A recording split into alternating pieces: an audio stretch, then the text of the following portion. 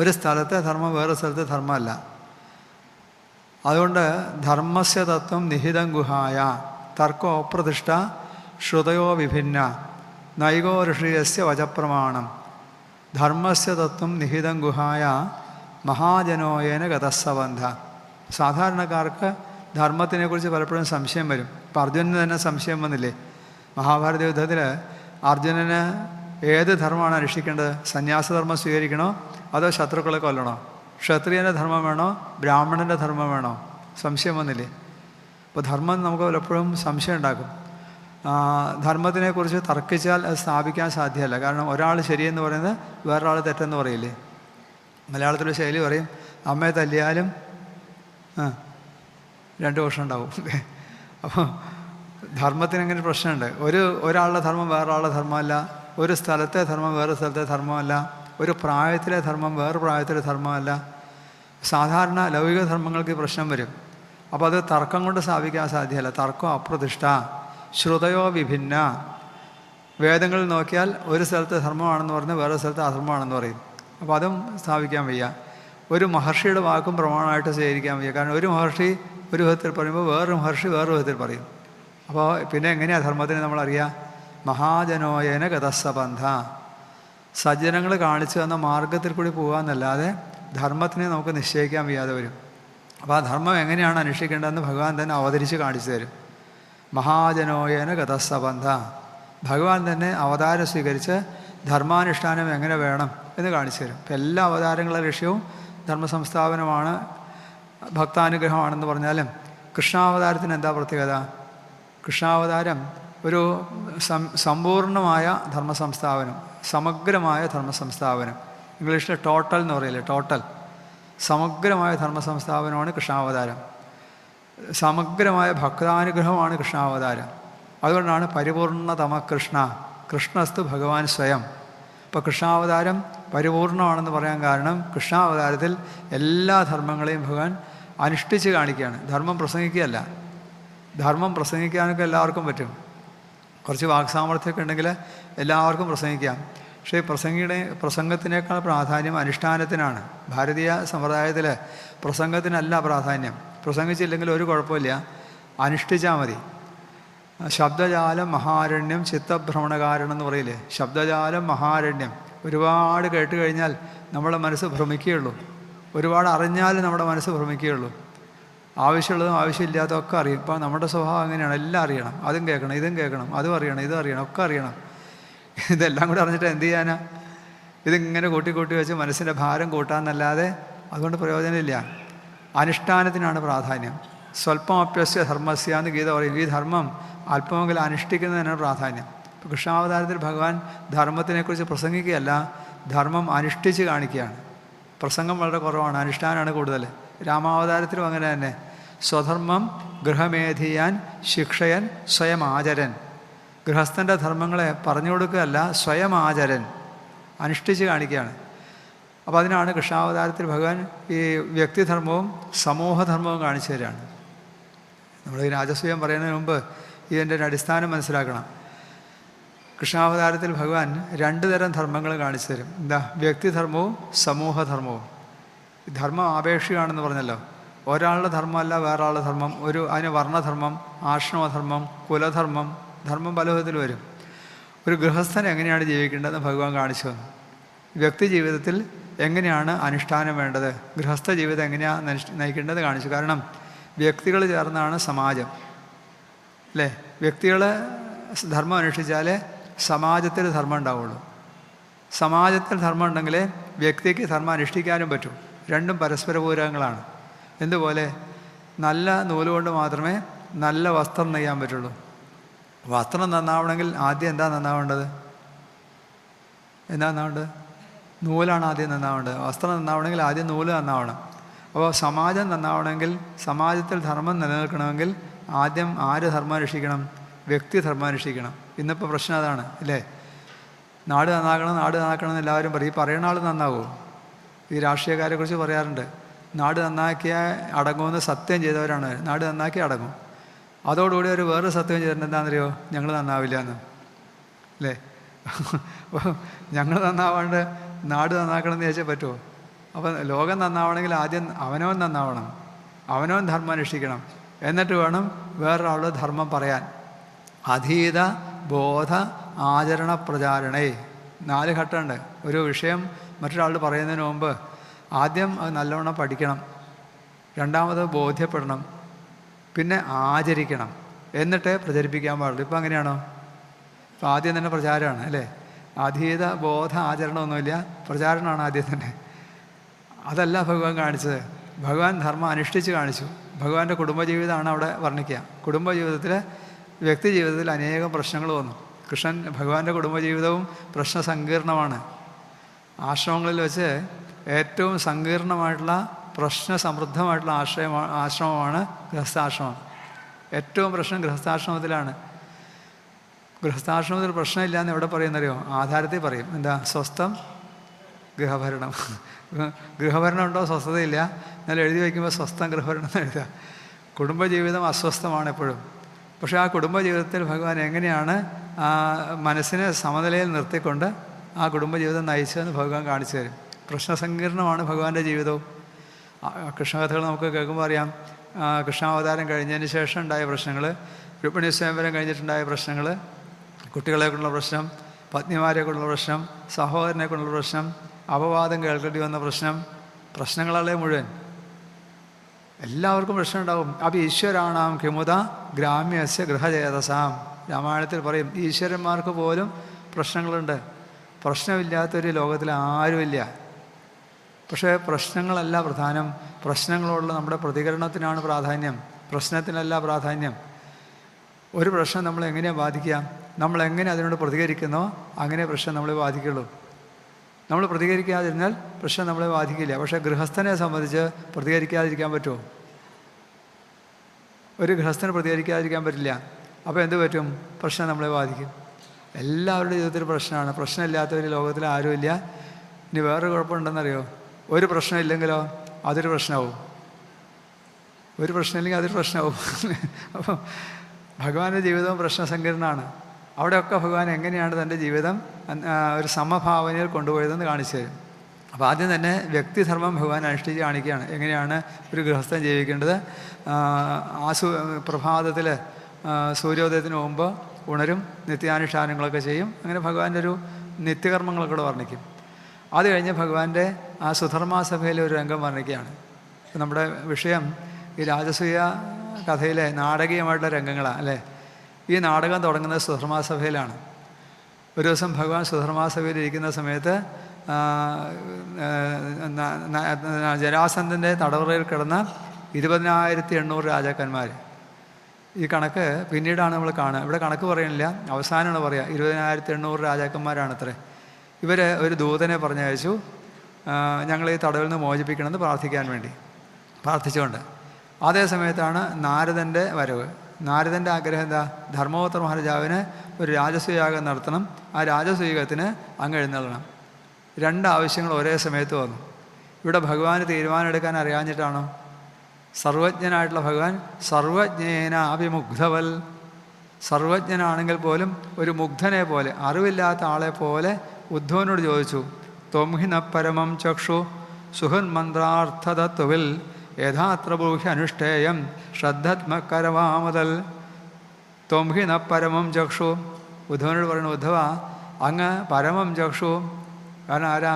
ഉദ്ധവോ ബുദ്ധിസത്തമ വൃഷ്ണീനാം പ്രവരോ മന്ത്രി കൃഷ്ണസ്യ ദൈതസ്സഹ ശിഷ്യോ ബൃഹസ്പതേ സാക്ഷാത് ഉദ്ധവോ ബുദ്ധിസത്തമ. ബുദ്ധിസത്തമനാണ് ഉദ്ധവൻ. ഉദ്ധവനോട് ചോദിച്ചു, ഉദ്ധവ ഇതിലേതാണ് ആദ്യം ചെയ്യേണ്ടത്? രാജസൂയത്തിന് പോകണോ അതോ ജരാസന്ധൻ്റെ തടവിൽ കിടക്കുന്ന രാജാക്കന്മാരെ മോചിപ്പിക്കണോ? ഏതാണ് ആദ്യം ചെയ്യേണ്ടത്? ഇതിനകത്ത് 2-3 തത്വമുണ്ട്. ഒന്നാമത്തത്, യോഗ്യന്മാരായിട്ടുള്ള ആളുകൾ എന്തെങ്കിലും കാര്യങ്ങൾ തീരുമാനിക്കുന്നതിന് മുമ്പ് മറ്റുള്ളവരോട് ചർച്ച ചെയ്തിട്ട് വേണം തീരുമാനമെടുക്കാൻ. ഇംഗ്ലീഷിൽ പറഞ്ഞാൽ കൺസൾട്ടേഷൻ എല്ലാവരോടും വേണം, ഡിസിഷൻ അവനവൻ തന്നെ ചെയ്യണം. ഒരു ഉയർന്ന സ്ഥാനത്തിരിക്കുന്ന ആൾ മറ്റുള്ളവരോട് ആലോചിക്കാതെ ഒന്നും ചെയ്യരുതെന്നർത്ഥം. പിന്നെ അതുമാത്രമല്ല, തൻ്റെ ഭക്തൻ്റെ മഹത്വം ലോകം കാണട്ടെ എന്ന് ഭഗവാൻ തീരുമാനിച്ചു. ഭഗവാൻ അറിയാഞ്ഞിട്ടല്ല, തൻ്റെ ഭക്തൻ്റെ മഹത്വം ലോകം അറിയട്ടെ. ഈ ഭഗവാന്റെ ചോദ്യം കേട്ടപ്പോൾ ഉദ്ധവൻ്റെ മനസ്സെന്തായി? നിർദ്ദേശം ശിരസാധായ ഉദ്ധവ പ്രത്യഭാഷത. ഭഗവാന്റെ ആ നിർദ്ദേശം വിനയപൂർവ്വം സ്വീകരിച്ചു വന്നു. ഇതാണ് ഉദ്ധവൻ്റെ വിനയം. നമ്മളോടൊക്കെ നമ്മളെക്കാൾ ഉയർന്ന ആളുകൾ എന്തെങ്കിലും സംശയം ചോദിച്ചാൽ നമുക്ക് അഹങ്കാരം വരും. കണ്ടോ, അയാൾ എന്നോടാ ചോദിച്ചത് അല്ലേ, അയാൾ എന്നോടാ ചോദിച്ചത്. പക്ഷെ ഉദ്ധവൻ അങ്ങനെയല്ല, എന്നോട് ചോദിച്ചല്ലോ എന്നുള്ള വിനയം വന്നു. നിർദ്ദേശം ശിരസാധായ, ഭഗവാന്റെ നിർദ്ദേശം തലകുനിച്ചു സ്വീകരിച്ചു അത്ര ഉദ്ധവൻ. എന്നിട്ട് ഉദ്ധവൻ പറഞ്ഞു, യഷ്ടവ്യം രാജസൂയേന, രാജസൂയത്തിന് പൂവാണ് വേണ്ടത്. ആ സമയത്ത് ദിക് ചക്ര ജൈനാവിഭോ, രാജസൂയം നടക്കുമ്പോൾ ദിഗ്വിജയം നടത്തണം. ഈ രാജസൂയം എന്ന് പറഞ്ഞാൽ വളരെ വലിയൊരു യാഗമാണ്. ഈ യാഗങ്ങൾ പൊതുവെ പറഞ്ഞാൽ രണ്ട് വിധത്തിലുണ്ട്.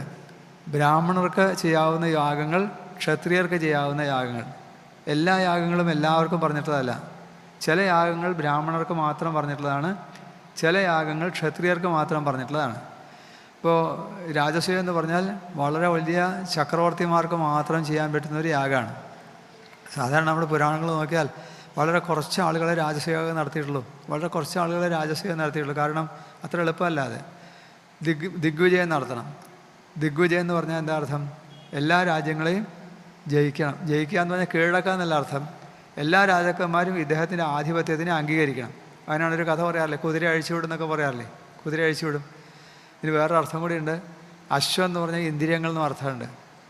ഇപ്പോൾ ദിഗ്വിജയൻ എന്ന് പറഞ്ഞാൽ പ്രപഞ്ച വിഷയങ്ങൾ മുഴുവൻ ജയിച്ച ഒരാൾക്ക് മാത്രമേ രാജസൂയം സാധ്യമാവും. ഇപ്പോൾ രാജസൂയം നടത്തുകയാണ് വേണ്ടത്. അപ്പോൾ ആ സമയത്ത് ദിക് ചക്ര ജൈനാവിഭവം, എല്ലാ രാജാക്കന്മാരെയും ജയിക്കാം. ആ കൂട്ടത്തിൽ അതോ ജരാസുതജയ, ആ കൂട്ടത്തിൽ ജരാസന്ധനെയും ജയിക്കാം. അതുകൊണ്ട് എന്താ ഗുണം? ഉഭയാർത്ഥോ മതോ മമ, രണ്ട് കാര്യങ്ങളും ഒരേ സമയത്ത് നടക്കും. ഇപ്പോൾ രാജസൂയം നടത്താം, ദിഗ്വിജയം നടത്താം, ആ കൂട്ടത്തിൽ ജരാസന്ധനെയും ജയിക്കാം. മലയാളത്തിലെ ശൈലി പറയും, ഒരു വെടിക്ക് രണ്ട് പക്ഷി എന്ന് പറയില്ലേ, ഒരു വെടിക്ക് രണ്ട് പക്ഷി. ഇപ്പോൾ രാജസൂയത്തിന് പോയി കഴിഞ്ഞാൽ രാജസൂയവും നടത്താം, അതോടുകൂടി ജരാസന്ധനെയും ജയിക്കാം. അപ്പോൾ ഉദ്ധവൻ്റെ ഈ നിർദ്ദേശം അതാണ് ബുദ്ധിസത്തമ എന്ന് പറയാൻ കാരണം. ഉദ്ധവൻ്റെ അതിപ്പോൾ ഇത് ഭഗവാൻ അറിയാഞ്ഞിട്ടാണോ? സർവജ്ഞനായിട്ടുള്ള ഭഗവാൻ ഇത് അറിയാഞ്ഞിട്ടല്ല. തൻ്റെ ഭക്തൻ്റെ യോഗ്യത ലോകം കാണട്ടെ എന്ന് ഭഗവാൻ തീരുമാനിച്ചു അത്രേ. ഭക്തനെ ഉയർത്തി കാണിക്കാൻ വേണ്ടിയിട്ട് ഉദ്ധവോ ബുദ്ധിസത്തമ, ബുദ്ധിസത്തമനാണ് ഉത്തമൻ, ഇത് ലോകം അറിയട്ടെ എന്ന് വിചാരിച്ചിട്ടാണ് അത്രേ ഭഗവാന്റെ ചോദ്യം. ഏതായാലും ഉദ്ധവൻ്റെ ഈ വാക്ക് ഭഗവാൻ സ്വീകരിച്ചു എന്ന് മാത്രമല്ല, ഇത് ഭഗവാൻ നേരത്തെ തീരുമാനിച്ചതാണ്. ഉദ്ധവനെ കൊണ്ടൊന്ന് പറയിപ്പിച്ചു എന്ന് മാത്രമേ ഉള്ളൂ. എല്ലാവരും പുറപ്പെട്ടോളാൻ പറഞ്ഞു വന്നു. പക്ഷെ അവിടെ ഉദ്ധവൻ ഒരു കാര്യം പറഞ്ഞു, ജരാസന്ധനെ ജയിക്കൽ അത്ര എളുപ്പമല്ല. കാരണം ജരാസന്ധൻ ജരയാൽ സന്ധിക്കപ്പെട്ട ആളാണ്. അദ്ദേഹത്തിന് ദ്വന്ദ്വയുദ്ധത്തിൽ ജയിക്കാൻ പറ്റൂ. സാധാരണ യുദ്ധം കൊണ്ട് ജയിക്കാവുന്ന ആളല്ല ജരാസന്ധൻ, ദ്വന്ദ്വയുദ്ധത്തിൽ ജയിക്കാൻ പറ്റൂ. ജരാസന്ധൻ എന്ന് പേര് പറയുന്ന എന്താ കാരണം? ജരയാൽ സന്ധിക്കപ്പെട്ട ആളാണ്. ഇയാളുടെ അമ്മ പ്രസവിച്ചപ്പോൾ ആദ്യം ഒരു കഷ്ണം പുറത്തു വന്നു, അത് വലിച്ചെറിഞ്ഞു. ഒരു രാക്ഷസി അത് തിന്നാൻ വേണ്ടി എടുത്തപ്പോഴേക്ക് രണ്ടാമത്തെ കഷ്ണം വന്നു, അത് വലിച്ചെറിഞ്ഞു. രാക്ഷസി രണ്ടും കൂടി കൂട്ടി വെച്ചപ്പോൾ രണ്ടും കൂടി കൂടി ചേർന്ന് പോയി. അങ്ങനെയാണ് അത്ര ജരാസന്ധനായത്. അപ്പോൾ ജരാസന്ധനെ എങ്ങനെ ജയിക്കാൻ സാധിക്കൂ? സാധാരണഗതിയിൽ ജയിക്കാൻ സാധ്യമല്ല. ദ്വൈരഥേതു സതു ജയതവ്യോ, ദ്വൈരഥ എന്ന് വെച്ചാൽ ദ്വന്ദ്വയുദ്ധത്തിൽ മാത്രമേ ജയിക്കാൻ പറ്റൂ, ദ്വന്ദ്വയുദ്ധം കൊണ്ടേ ജയിക്കാൻ പറ്റൂ. അതുകൊണ്ട് ബ്രഹ്മവേഷധരോഗത്വ തം ഭിക്ഷേത മൃഗോദര. ഈ ജരാസന്ധൻ്റെ ഒരു പ്രത്യേകതയുണ്ട്. ഇദ്ദേഹം ഈ അനേകായിരം രാജാക്കന്മാരെ പിടിച്ച് തടവിലിട്ടിട്ടുള്ള ആളാണെങ്കിലും ദാനശീലനാണ്. ദാനശീലൻ എന്ന് പറഞ്ഞാൽ എപ്പോഴും ദാനം ചെയ്യില്ല. ഇതൊരു സമയം വെച്ചിട്ടുണ്ട്. കാലത്ത് കുളിയും സന്ധ്യാവന്തനമൊക്കെ കഴിഞ്ഞാൽ ഭക്ഷണം കഴിക്കുന്നതിന് മുമ്പ് കാവൽക്കാർ നിൽക്കുന്നുണ്ട്, അവർ വിളിച്ചു ചോദിക്കും, ആവശ്യക്കാരെങ്കിലും ഉണ്ടെന്ന് ചോദിക്കും. ആ സമയത്ത് ആരെന്ത് ചോദിച്ചാലും കൊടുക്കും. അപ്പോൾ പോവുകയാണെങ്കിൽ ആ സമയം നോക്കി പോകണമെന്നർത്ഥം അല്ലേ. ആ സമയത്ത് എന്ത് ചോദിച്ചാലും കിട്ടും. ആ സമയത്ത് എന്ത് വേണം? ബ്രഹ്മവേഷധരോഗത്വ തം ഭിക്ഷേത മൃഗോദര ഹനിഷ്യതി ന സന്ദേഹോ ദ്വൈരഥേ തവ സന്നിധോ, ദ്വൈരഥേ തവ സന്നിധോ. അങ്ങയുടെ സാന്നിധ്യത്തിൽ ദ്വന്ദ്വയുദ്ധം ചെയ്ത് ജരാസന്ധനെ ഭീമസേനെ ജയിക്കാൻ പറ്റും. പക്ഷെ അത് നേരിട്ട് എന്നാൽ കിട്ടില്ല. അതിനെന്ത് വേണം? ബ്രഹ്മവേഷധരോഗത്വ, ബ്രാഹ്മണ വേഷം കെട്ടിപ്പോണം. ഇതും കൂടി ഉദ്ധവൻ പറഞ്ഞു കൊടുത്തു. ഏതായാലും ഉദ്ധവൻ്റെ ഉപദേശം ഭഗവാൻ സ്വീകരിച്ചു. എല്ലാവരും പുറപ്പെട്ടോളാൻ പറഞ്ഞു. എല്ലാവരും എന്ന് പറഞ്ഞാൽ കുറച്ചൊന്നും അല്ലല്ലോ, 16,108 പത്നിമാർ. അതിൽ ഓരോരുത്തരും 10 ആൺകുട്ടികളും ഒരു പെൺകുട്ടിയും എന്നാണ് കണക്ക്. ഇപ്പോൾ 16,108 ഗുണം 10 പ്ലസ് 16,108, ഇത്ര 2 കുടുംബാംഗങ്ങൾ. അത് മാത്രമല്ല, ഇത് രാജസൂയം ഏതാണ്ടൊരു 18 മാസം വേണമെന്നാണ് ഇതിൻ്റെ ചടങ്ങൊക്കെ കഴിയാൻ. അപ്പോൾ 18 മാസം എന്ന് പറഞ്ഞാൽ ഏതാണ്ട് 1.5 കൊല്ലം അവിടെ പോയി താമസിക്കണം. അപ്പോൾ അവനവൻ ആവശ്യമുള്ള സാധനങ്ങളൊക്കെ കയ്യിലെടുത്തോളാനും ഭഗവാൻ പ്രത്യേകം പറഞ്ഞു. എന്താണെന്ന് വെച്ചാൽ അവിടെ പാഞ്ചാലി മാത്രമേ ഉള്ളൂ എല്ലാവരുടെയും കാര്യം നോക്കാൻ. അവിടെ ചെന്ന് പാഞ്ചാലിയോട് അത് വേണം ഇത് വേണമെന്ന് പറഞ്ഞ് ബുദ്ധിമുട്ടിക്കരുത്, അവരവർക്ക് വേണ്ട സാധനങ്ങളൊക്കെ അവരവർ കയ്യിലെടുത്തോളണം എന്ന് ഭഗവാൻ പ്രത്യേകം പറഞ്ഞു അത്രേ. ഇതിപ്പോൾ നമുക്കൊരു നിർദ്ദേശമാണ്. നമ്മളൊക്കെ എവിടെയെങ്കിലും പോകുമ്പോൾ നമുക്ക് ആവശ്യമുള്ള സാധനമൊക്കെ കയ്യിൽ വയ്ക്കുക, അല്ലാണ്ട് അവിടെ ചെന്ന് അത് വേണം ഇത് വേണം ഇങ്ങനെ ഓരോന്ന് ചോദിക്കാനിടയാവരുത്. അപ്പോൾ ഭഗവാന്റെ നിർദ്ദേശമാണ്. അപ്പോൾ 1.5 കൊല്ലത്തെ താമസത്തിന് തയ്യാറായിട്ട് പോക്ക്. ഒരാഴ്ച താമസം ഉണ്ടെങ്കിൽ നമ്മൾ എത്ര എടുക്കും നമുക്കറിയാം അല്ലേ? അപ്പോൾ 1.5 കൊല്ലത്തേക്കാണെങ്കിൽ എത്ര ഉണ്ടാവും? കെട്ടും ഭാണ്ണമൊക്കെ ആയിട്ട് അങ്ങനെ വലിയൊരു സമുദ്രം ഇരമ്പി വരുന്ന പോലെ എന്നാണ്. ഒരു വലിയ സമുദ്രം വരുന്ന പോലെയാണ് ഇത്ര വരവ്. ഈ വരവ് കണ്ടപ്പോൾ ധർമ്മപുത്ര മഹാരാജാവും കുന്തിദേവിയും ഒക്കെ ഭഗവാനെ വളരെ സ്നേഹപൂർവ്വം സ്വീകരിക്കുക. ധർമ്മപുത്ര മഹാരാജാവ് ഭഗവാനെ കണ്ട സന്തോഷം കൊണ്ട് എങ്ങനെയൊക്കെയാണ് ഭഗവാനെ പൂജിക്കേണ്ടതെന്ന് മറന്നുപോയി. പൂജായാം നാവിതൽ കൃത്യം പ്രമോദോപഹതോ നൃപ, എങ്ങനെയാണ് പൂജിക്കേണ്ടതെന്ന് മറന്നുപോയി അത്രേ. കാരണം എത്രയോ കാലമായിട്ട് ഭഗവാന്റെ സാന്നിധ്യം കൊണ്ടും ഭഗവാന്റെ സംരക്ഷണം കൊണ്ടും രക്ഷപ്പെട്ടവരല്ലേ ഞങ്ങളൊക്കെ.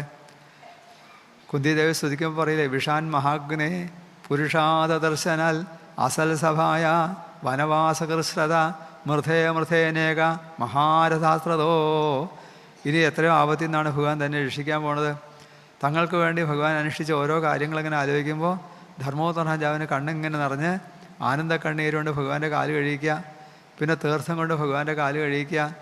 പൂജയൊക്കെ മറന്നുപോയി. പൂജായാം നാവിതൽ കൃത്യം, പൂജയ്ക്കൊരു ക്രമമൊക്കെ ഉണ്ടല്ലോ, ജലം ഗന്ധം പുഷ്പം ധൂപം ദീപം, ഈ ക്രമമൊക്കെ മറന്നുപോയി.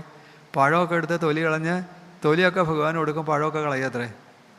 പൂജായാം നാവിതൽ കൃത്യം, പൂജയൊക്കെ മറന്നു. കുന്തിദേവിയാണെങ്കിലോ ഭഗവാനെ കണ്ടപ്പോഴേക്കും അടുത്തങ്ങനെ പിടിച്ചിരുത്തി ശരീരം മുഴുവൻ തലോടുക. അങ്ങനെ കുറച്ച് ദിവസം ഭഗവാൻ ആ സൽക്കാരം സ്വീകരിച്ച് അവിടെ തന്നെ കഴിഞ്ഞു അത്രേ. അതിനിടയ്ക്കാണ് ഒരു ദിവസം ധർമ്മപുത്ര മഹാരാജാവ് ഭഗവാനോട് തൻ്റെ ആഗ്രഹം പറയാണ്. ഏകദാതു സഭാമധ്യേ ആത്യതോ മുനിഭർവൃതാം. സഭാമധ്യത്തിൽ വെച്ച് ധർമ്മപുത്ര മഹാരാജാവ് ഭഗവാനോട് തൻ്റെ ആഗ്രഹം പറഞ്ഞു. എന്താ ആഗ്രഹം? ക്രതുരാജേന ഗോവിന്ദ രാജസൂയേന പാവനീ യക്ഷേ വിഭൂതിർഭവത തൽ സമ്പാദേന പ്രഭോ. ക്രതുരാജേന ഗോവിന്ദ. ക്രതുരാജ എന്ന് പറഞ്ഞാൽ രാജസൂയം. യാഗങ്ങളിൽ വെച്ച് ഏറ്റവും വലിയ യാഗമാണ് രാജസൂയം. ഈ രാജസൂയ യാഗം കൊണ്ട് ഗോവിന്ദ എന്ന് വിളിക്കുകയാണ്. അവിടെ എന്താ ഒരു സംഭാവന? ഗോവിന്ദ എന്ന് വെച്ചാൽ, ഗോ എന്നുള്ള വാക്കിന് സാധാരണ ഒരു അർത്ഥം പശു എന്നാണ്. ഗോ എന്നുള്ള വാക്കിന് പ്രപഞ്ചം എന്നും അർത്ഥമുണ്ട്, ഇന്ദ്രിയങ്ങൾ എന്ന് അർത്ഥമുണ്ട്, സൂര്യരശ്മി എന്ന അർത്ഥമുണ്ട്. ഈ പ്രപഞ്ചത്തിനെ മുഴുവൻ വിന്ദനം ചെയ്യുന്ന ആൾ ഗോവിന്ദൻ. ഇപ്പോൾ പ്രപഞ്ച പരിപാലനായിട്ടുള്ള ഭഗവാനെ എങ്ങനെയാണ് പൂജിക്കേണ്ടത്? ക്രതുരാജേന. യാഗങ്ങളിൽ വെച്ച് ഏറ്റവും വലിയ യാഗം കൊണ്ടാണ് ഭഗവാനെ പൂജിക്കേണ്ടത്. ഏതാ ഏറ്റവും വലിയ യാഗം? തങ്ങളുടെ മനസ്സ്, ബുദ്ധി, ശരീരം, ഇന്ദ്രിയങ്ങൾ ഇതെല്ലാം ഈശ്വരനെ സമർപ്പിക്കലാണ് ഏറ്റവും വലിയ യാഗം. അതാണ് ക്രതുരാജേന ഗോവിന്ദ രാജസൂയേന പാവനി. നോക്കൂ, സാധാരണ യാഗങ്ങളൊന്നും അത്ര പാവനങ്ങളൊന്നും അല്ല, ആണോ? യാഗങ്ങളിലൊക്കെ കുറേശ്ശെ ഹിംസയും സോമപാനവും ഒക്കെ ഉണ്ട്. യാഗങ്ങളൊക്കെ എങ്ങനെയായാലും കഷായ പങ്ക്തി കർമാണി. ഏത് കർമ്മമാണെങ്കിലും ശരി, ആ കർമ്മങ്ങളിലൊക്കെ കുറച്ച് കഷായം, കുറച്ച് മാലിന്യം ഉണ്ടാവും. അപ്പോൾ ഇവിടെ പാവനി രാജസൂയം എന്ന് പറഞ്ഞാൽ എന്താ? സാധാരണ അർത്ഥത്തിലുള്ള രാജസൂയം അല്ലാതെ ഈ പുരാണ കഥകൾക്കൊക്കെ ആധ്യാത്മികമായിട്ടുള്ള അർത്ഥവും കൂടിയുണ്ട്. ഇപ്പോൾ ഞാൻ പറഞ്ഞില്ലേ, അശ്വമേധം എന്ന് പറഞ്ഞാൽ, അശ്വം എന്ന് പറഞ്ഞാൽ ഇന്ദ്രിയങ്ങൾ എന്നും അർത്ഥമുണ്ട്. ഇന്ദ്രിയങ്ങളെ മേധനം ചെയ്യലാണ് അശ്വമേധം. പശുആലംബനം എന്ന് പറഞ്ഞാലോ, പശു എന്നുള്ള വാക്കിന് ജീവൻ എന്ന അർത്ഥമുണ്ട്. ആ ജീവനെ ആലംബനം ചെയ്യലാണ് പശു ആലംബനം. അതുകൊണ്ട് പശുവിനെ ശ്വാസം മുട്ടിക്കലൊന്നുമല്ല. ആ പാവനമാവണമെങ്കിൽ അങ്ങനെ വേണം, ഈ അർത്ഥം മനസ്സിലാക്കിയിട്ട് വേണം. ഇപ്പോൾ രാജസൂയേന പാവനീ ക്രതുരാജേന ഗോവിന്ദ യക്ഷേ വിഭൂതിർഭവത തൽ സമ്പാദേന പ്രഭോ. അങ്ങേ യാഗം ചെയ്ത് അങ്ങയുടെ വിഭൂതിയെ സമ്പാദിക്കാൻ, അങ്ങയുടെ ഭക്തി, അങ്ങയുടെ അനുഗ്രഹം സമ്പാദിക്കാൻ വേണ്ടി, അങ്ങയെ പൂജിക്കാൻ വേണ്ടി ഒരു യാഗം ചെയ്താൽ കൊള്ളാമെന്നുണ്ടെന്ന് പറഞ്ഞു. അവിടെ പ്രത്യേകത, യാഗം ചെയ്ത് എനിക്ക് കേമനാവാൻ വേണ്ടിയിട്ടല്ല, അങ്ങയെ പൂജിക്കാൻ വേണ്ടി. ഇതാണ് നമ്മൾ മനസ്സിലാക്കുക. ഏത് കർമ്മം ചെയ്യുമ്പോഴും ആ കർമ്മം കൊണ്ട് എനിക്ക് എന്തെങ്കിലും യോഗ്യത നേടാൻ വേണ്ടിയിട്ടല്ല, പിന്നെ എന്ത് വേണം? ഭഗവാന്റെ പ്രസാദത്തിന് വേണ്ടിയിട്ടാവണം. ഉത്തമ ഭക്തന്മാരൊക്കെ അങ്ങനെയാണ്. ഉത്തമ ഭക്തന്മാരൊക്കെ ഏത് കർമ്മം ചെയ്യുമ്പോഴും ഗുരുവായൂരപ്പ പ്രസാദിക്കണേ, ഗുരുവായൂരപ്പ പ്രസാദിക്കണേ എന്ന് പറഞ്ഞല്ലേ ആ കർമ്മം ചെയ്യാം. ആ കർമ്മം കൊണ്ട് എനിക്കല്ല ഫലം ഉണ്ടാവേണ്ടത്, പിന്നെയോ ഭഗവാന്റെ പ്രസാദമാണ് വേണ്ടത്. അപ്പോൾ ഈ യാഗം കൊണ്ട് എനിക്ക് യോഗ്യത നേടാൻ വേണ്ടിയിട്ടല്ല, പിന്നെയോ ഭവൽ വിഭൂതിർഭവത തല സമ്പാദ്യന പ്രഭോ, അങ്ങയുടെ വിഭൂതി സമ്പാദിക്കാൻ, അങ്ങയുടെ അനുഗ്രഹത്തിന് വേണ്ടി, അങ്ങയുടെ പ്രസാദത്തിന് വേണ്ടി ഈ യാഗം ചെയ്യാൻ ഒരാഗ്രഹമുണ്ട് എന്ന് പറഞ്ഞു. ഭഗവാൻ പറഞ്ഞു, അതിനെന്താ വിഷമം? സമ്യക് വ്യവസ്ഥിതം രാജൻ ഭവതാശത്തു കർശന, അങ്ങയുടെ ബുദ്ധി നല്ലതാണ്, അങ്ങയെ സാധിക്കും. കാരണം അങ്ങയുടെ സഹോദരന്മാരൊക്കെ ലോകപാലാംശ സംഭവന്മാരല്ലേ. ഇവിടെ ധർമ്മപുത്ര രാജാവിന് ഇത് പറയാൻ കുറച്ചൊരു മടിയുണ്ട്. എന്താ വെച്ചാൽ രാജസൂയം നടത്തണമെങ്കിൽ എല്ലാ രാജാക്കന്മാരെയും ജയിക്കണമെന്ന് പറഞ്ഞല്ലോ. അപ്പോൾ ആ കൂട്ടത്തിൽ ദ്വാരകയും ജയിക്കേണ്ടി വരില്ലേ? അപ്പോൾ ഭഗവാനെ ജയിക്കേണ്ടി വരില്ലേ? അപ്പോൾ അത് ഭഗവാന്റെ സമ്മതം കൊണ്ട് വേണം. അതുകൊണ്ടാണ് ഭഗവാനോട് തന്നെ പറഞ്ഞു. അപ്പോൾ ഭഗവാൻ പറഞ്ഞു, അതിനെന്താ വിഷമം? അങ്ങയുടെ സഹോദരന്മാരൊക്കെ ഏതേതേ ഭ്രാതരോ രാജൻ ലോകപാലാംശ സംഭവ, അങ്ങയുടെ സഹോദരന്മാരൊക്കെ ലോകപാലാംശ സംഭവ, ലോകപാലന്മാരുടെ അംശസംഭവന്മാരല്ലേ. ദിഗ്വിജയം നടക്കട്ടെ, നാല് പേരെയും 4 ദിക്കിലേക്ക് അയക്കാൻ പറഞ്ഞു. ഭീമസേനൻ, അർജുനൻ, നകുലൻ, സഹദേവൻ. തിരിച്ചു വന്നപ്പോഴാണ് പറഞ്ഞത് ഒരാളെ മാത്രം ജയിക്കാൻ സാധിച്ചിട്ടില്ല. ആരാ? ജരാസന്ധനെ. നേരത്തെ തന്നെ ഉദ്ധവൻ പറഞ്ഞതാണ്, നേരിട്ടങ്ങനെ യുദ്ധം ചെയ്ത് ജയിക്കാൻ സാധ്യമല്ല, ദ്വന്ദ്വ യുദ്ധത്തിൽ ജയിക്കാൻ പറ്റും. അപ്പോഴാണ് ഭീമസേനും അർജുനും ഭഗവാനും കൂടി ബ്രാഹ്മണ വേഷം കെട്ടി ജരാസന്ധൻ്റെ കൊട്ടാരത്തിൽ ചെല്ലുകയാണ്. ജരാസന്ധൻ പതിവ് പോലെ കാലത്ത് കുളിയും സന്ധ്യാവന്തനമൊക്കെ കഴിഞ്ഞ് ഭക്ഷണം കഴിക്കുന്നതിന് മുമ്പ് ഗോപുരദ്വാരത്തിൽ കാവൽക്കാരുണ്ട്. അവർ വിളിച്ച് ചോദിച്ചു, ആവശ്യക്കാരെങ്കിലും ഉണ്ടോ എന്ന് ചോദിച്ചു. അപ്പോഴാണ് 3 ബ്രാഹ്മണർ വന്നിട്ടെന്ന് പറഞ്ഞു, കൂട്ടിക്കൊണ്ടുവരാൻ പറഞ്ഞു. കണ്ടപ്പോൾ തന്നെ ജരാസന്ധന് മനസ്സിലായി ബ്രാഹ്മണരല്ല എന്ന്. എന്താ?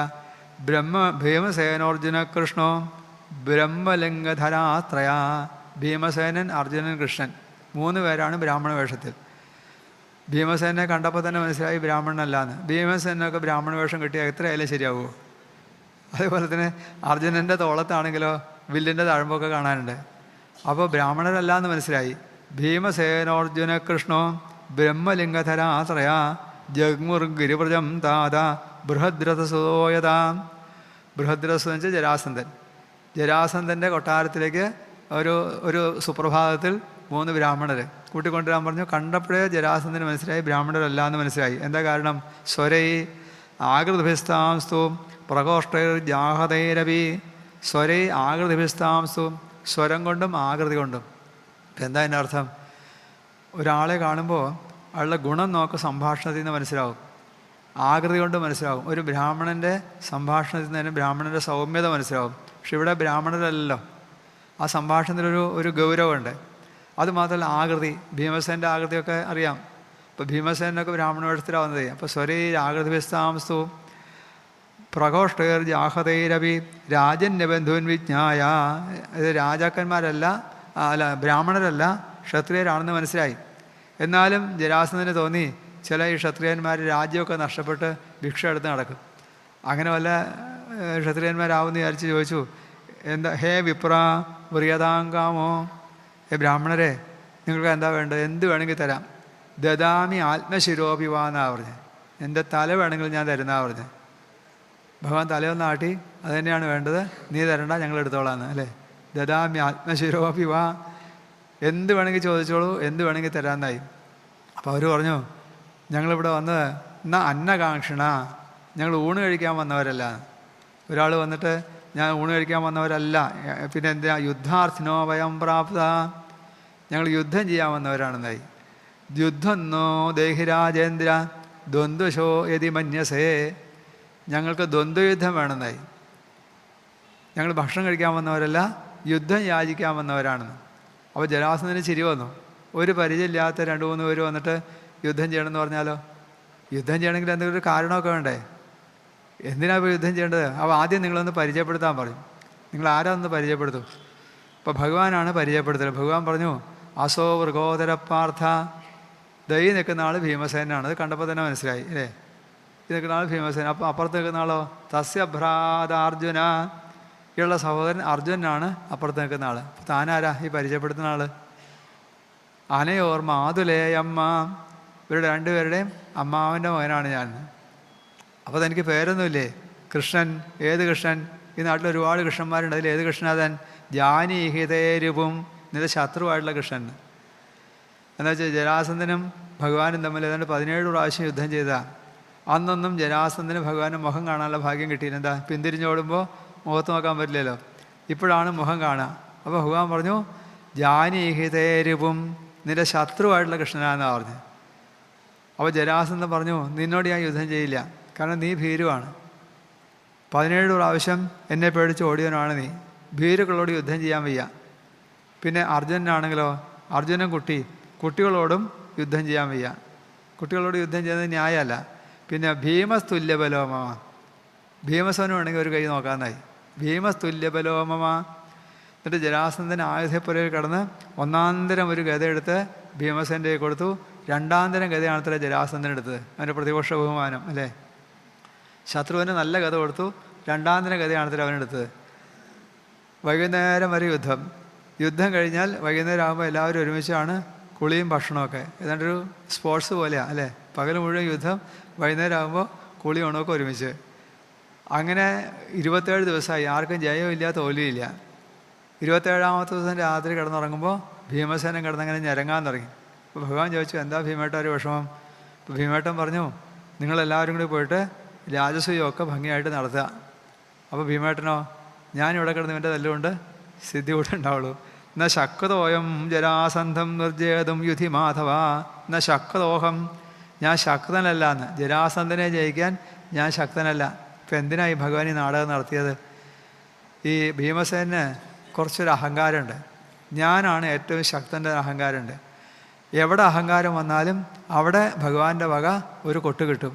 എത്ര യോഗ്യനാണെങ്കിലും ശരി, തനിക്ക് എത്ര പ്രിയപ്പെട്ടവനാണെങ്കിലും ശരി, അഹങ്കാരത്തിൻ്റെ കണികയെങ്കിലും ഹൃദയത്തിൽ തലപൊക്കിയെന്ന് ഭഗവാന് മനസ്സിലായാൽ ഭഗവാന്റെ വക എവിടെയെങ്കിലും ഒരു കൊട്ട് കിട്ടും. അർജുനൻ ഒരിക്കലും അഹങ്കാരം വന്നപ്പോഴല്ലേ അഗ്നികുണ്ഡത്തിൻ്റെ മുമ്പിൽ കൊണ്ട് നിർത്തിയത് സന്താനഗോപാലത്തിൽ. ഗജേന്ദ്രന് അഹങ്കാരം വന്നപ്പോഴല്ലേ മുതലയുടെ പിടി കൊണ്ട് പെടുത്തിയത്. പാഞ്ചാലിക്ക് എൻ്റെ മാനം രക്ഷിക്കാൻ കഴിയുന്നൊരു അഹങ്കാരം വന്നപ്പോഴല്ലേ 2 കൈ വിട്ട് വിളിക്കേണ്ടി വന്നത്.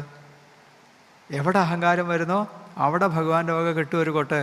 ഭീമസേന എന്താ അഹങ്കാരം? ഞാനാണ് ഏറ്റവും ശക്തൻ, എന്നെ ജയിക്കാൻ ആർക്കും സാധ്യമല്ല എന്നൊരു അഹങ്കാരം ഉണ്ടായിരുന്നു. ഇപ്പോൾ 27 ദിവസം ജരാസന്ധന് ഇടിച്ച് പിഴിഞ്ഞപ്പോൾ, നമ്മൾ ഭാഷ പറഞ്ഞ പിഴിച്ചിൽ കഴിഞ്ഞപ്പോൾ രോഗം മാറി അല്ലേ. ഇടിച്ച് പിഴിഞ്ഞു, ഇഞ്ചി ചതയ്ക്കണ പോലെ ചതച്ചു എന്നർത്ഥം. അന്ന് രാത്രി ഭീമസേന കിടന്ന് ഇറങ്ങുക.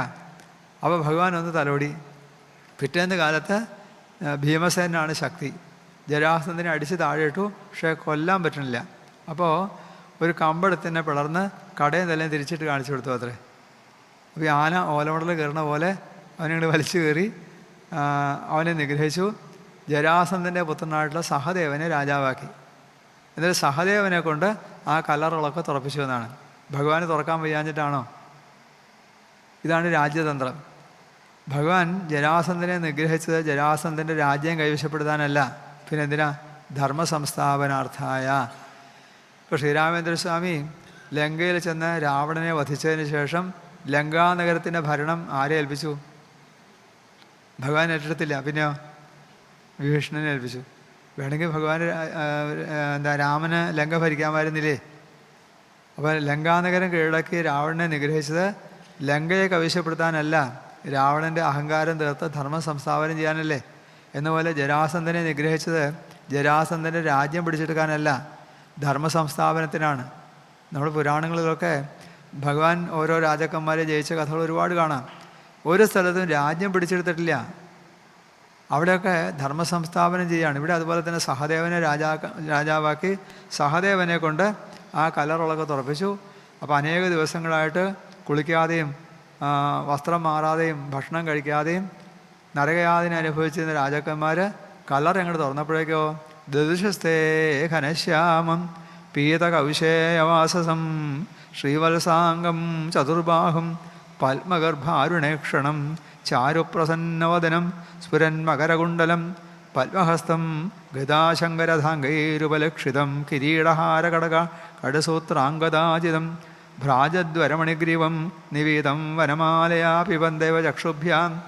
ഭഗവാന്റെ അതിമനോഹരമായ രൂപം അങ്ങനെ കാണുന്നതാണ്. ദർശസ്തേ ഘനശ്യാമം, പീതകവിഷയവാസതം, പീതാംബരധാരിയായി നീലമേഘശ്യാമളനായി അവിടെ മഹാവിഷ്ണു സ്വരൂപത്തിനാണ് ഒരു ഭഗവാനെ കണ്ടത്. പത്മഹസ്തം ഗദാശങ്കരഥാംഗൈരുപലക്ഷിതം, ചതുർബാഹുവായിട്ടുള്ള ഭഗവാന്റെ രൂപം അങ്ങനെ കണ്ടു. എത്രയോ ദിവസങ്ങളായിട്ട് നരകയാതന അനുഭവിച്ച രാജാക്കന്മാർ പെട്ടെന്ന് അങ്ങോട്ട് ഭഗവാനെ കണ്ടപ്പോഴേക്ക് അതുവരെ അനുഭവിച്ച ദുഃഖങ്ങളൊക്കെ മറന്നു. കൃഷ്ണ സന്ദർശനാഹ്ലാദ ദ്വസ്ത സംരോധന ക്ലമ, കൃഷ്ണ സന്ദർശനം കൊണ്ട് സകല ദുഃഖങ്ങളും മറന്നു വന്നു.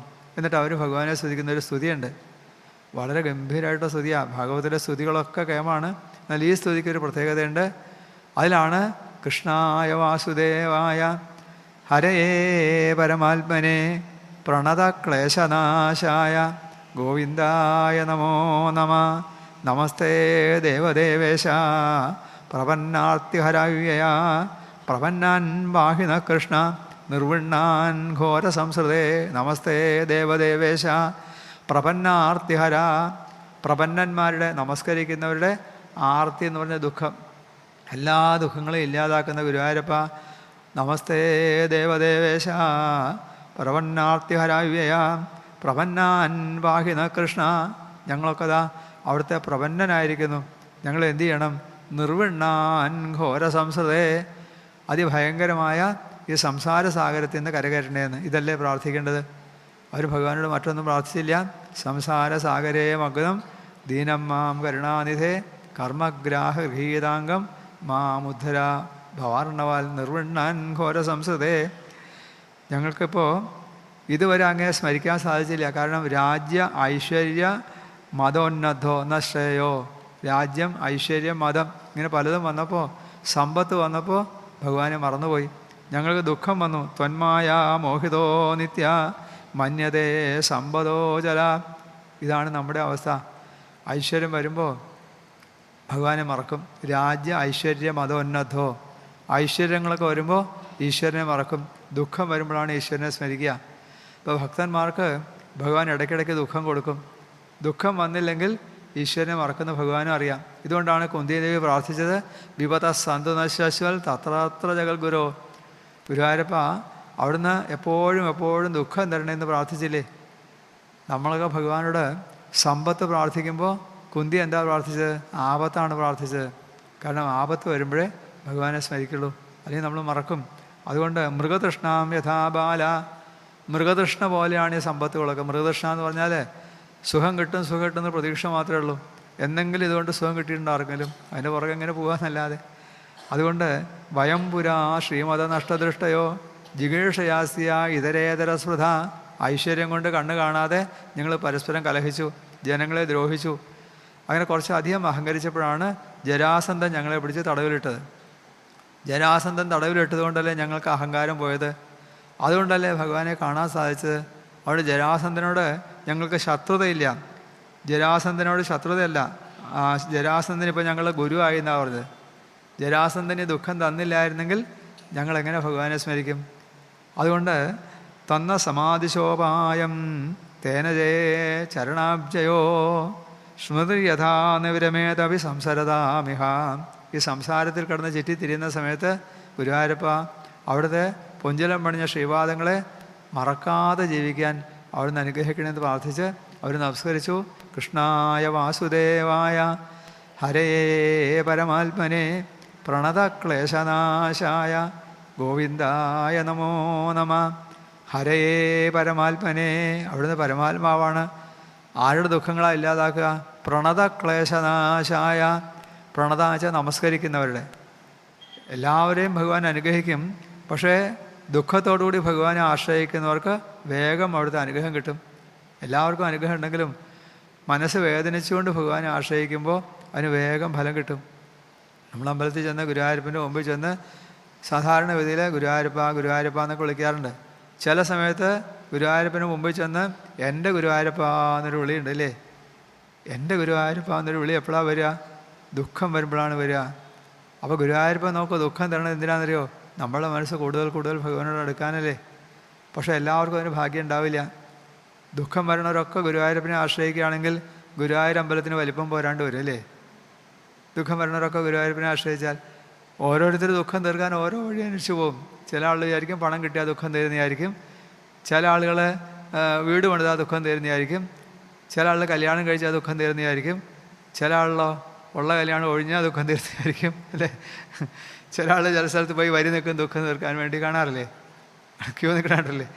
അപ്പോൾ ഓരോരുത്തർ ദുഃഖം തീർക്കാൻ ഓരോ വഴിക്ക് പോകുമ്പോൾ ഭാഗ്യവാന്മാരായിട്ടുള്ള ആളുകൾ മാത്രം പ്രണത ഗുരുവായൂരപ്പനെ നമസ്കരിക്കും. അതാണ് ഹന്ത ഭാഗ്യം ജനാന. ഭാഗ്യവാന്മാരായിട്ടുള്ള ആളുകൾ ഗുരുവായൂരപ്പനെ ആശ്രയിക്കും. അങ്ങനെ ആശ്രയിക്കുന്നവർക്ക് വേഗം ഫലം കിട്ടും. പ്രണത ക്ലേശനാശായ. ഭൂമിയുടെ അടിയിൽ മുഴുവൻ വെള്ളം ഉണ്ടെങ്കിലും വെള്ളം കിട്ടാൻ വേണ്ടി കുഴിച്ചാലേ വെള്ളം കിട്ടൂ എന്ന പോലെ ഗുരുവായൂരപ്പൻ്റെ കാരുണ്യത്തിന് പാത്രമാവണമെങ്കിൽ ഗുരുവായൂരപ്പനെ ആശ്രയിക്കാൻ തോന്നണം. ആശ്രയിക്കാൻ എപ്പോഴാണ് തോന്നുക? ദുഃഖം വരുമ്പോഴാണ് തോന്നുക. പ്രണത ക്ലേശനാശായ ഗോവിന്ദായ നമോ നമ. ഇനി കഥയ്ക്ക് വേറൊരു അർത്ഥം എന്താ? ജരാസന്ധൻ എന്നുള്ള വാക്കിന് ജരയാൽ സന്ധിക്കപ്പെട്ടതെന്നർത്ഥം. നമ്മുടെ ശരീരം തന്നെയല്ലേ ജരാസന്ധൻ? നമ്മുടെ ശരീരവും ജരയാൽ സന്ധിക്കപ്പെട്ടതാണ്.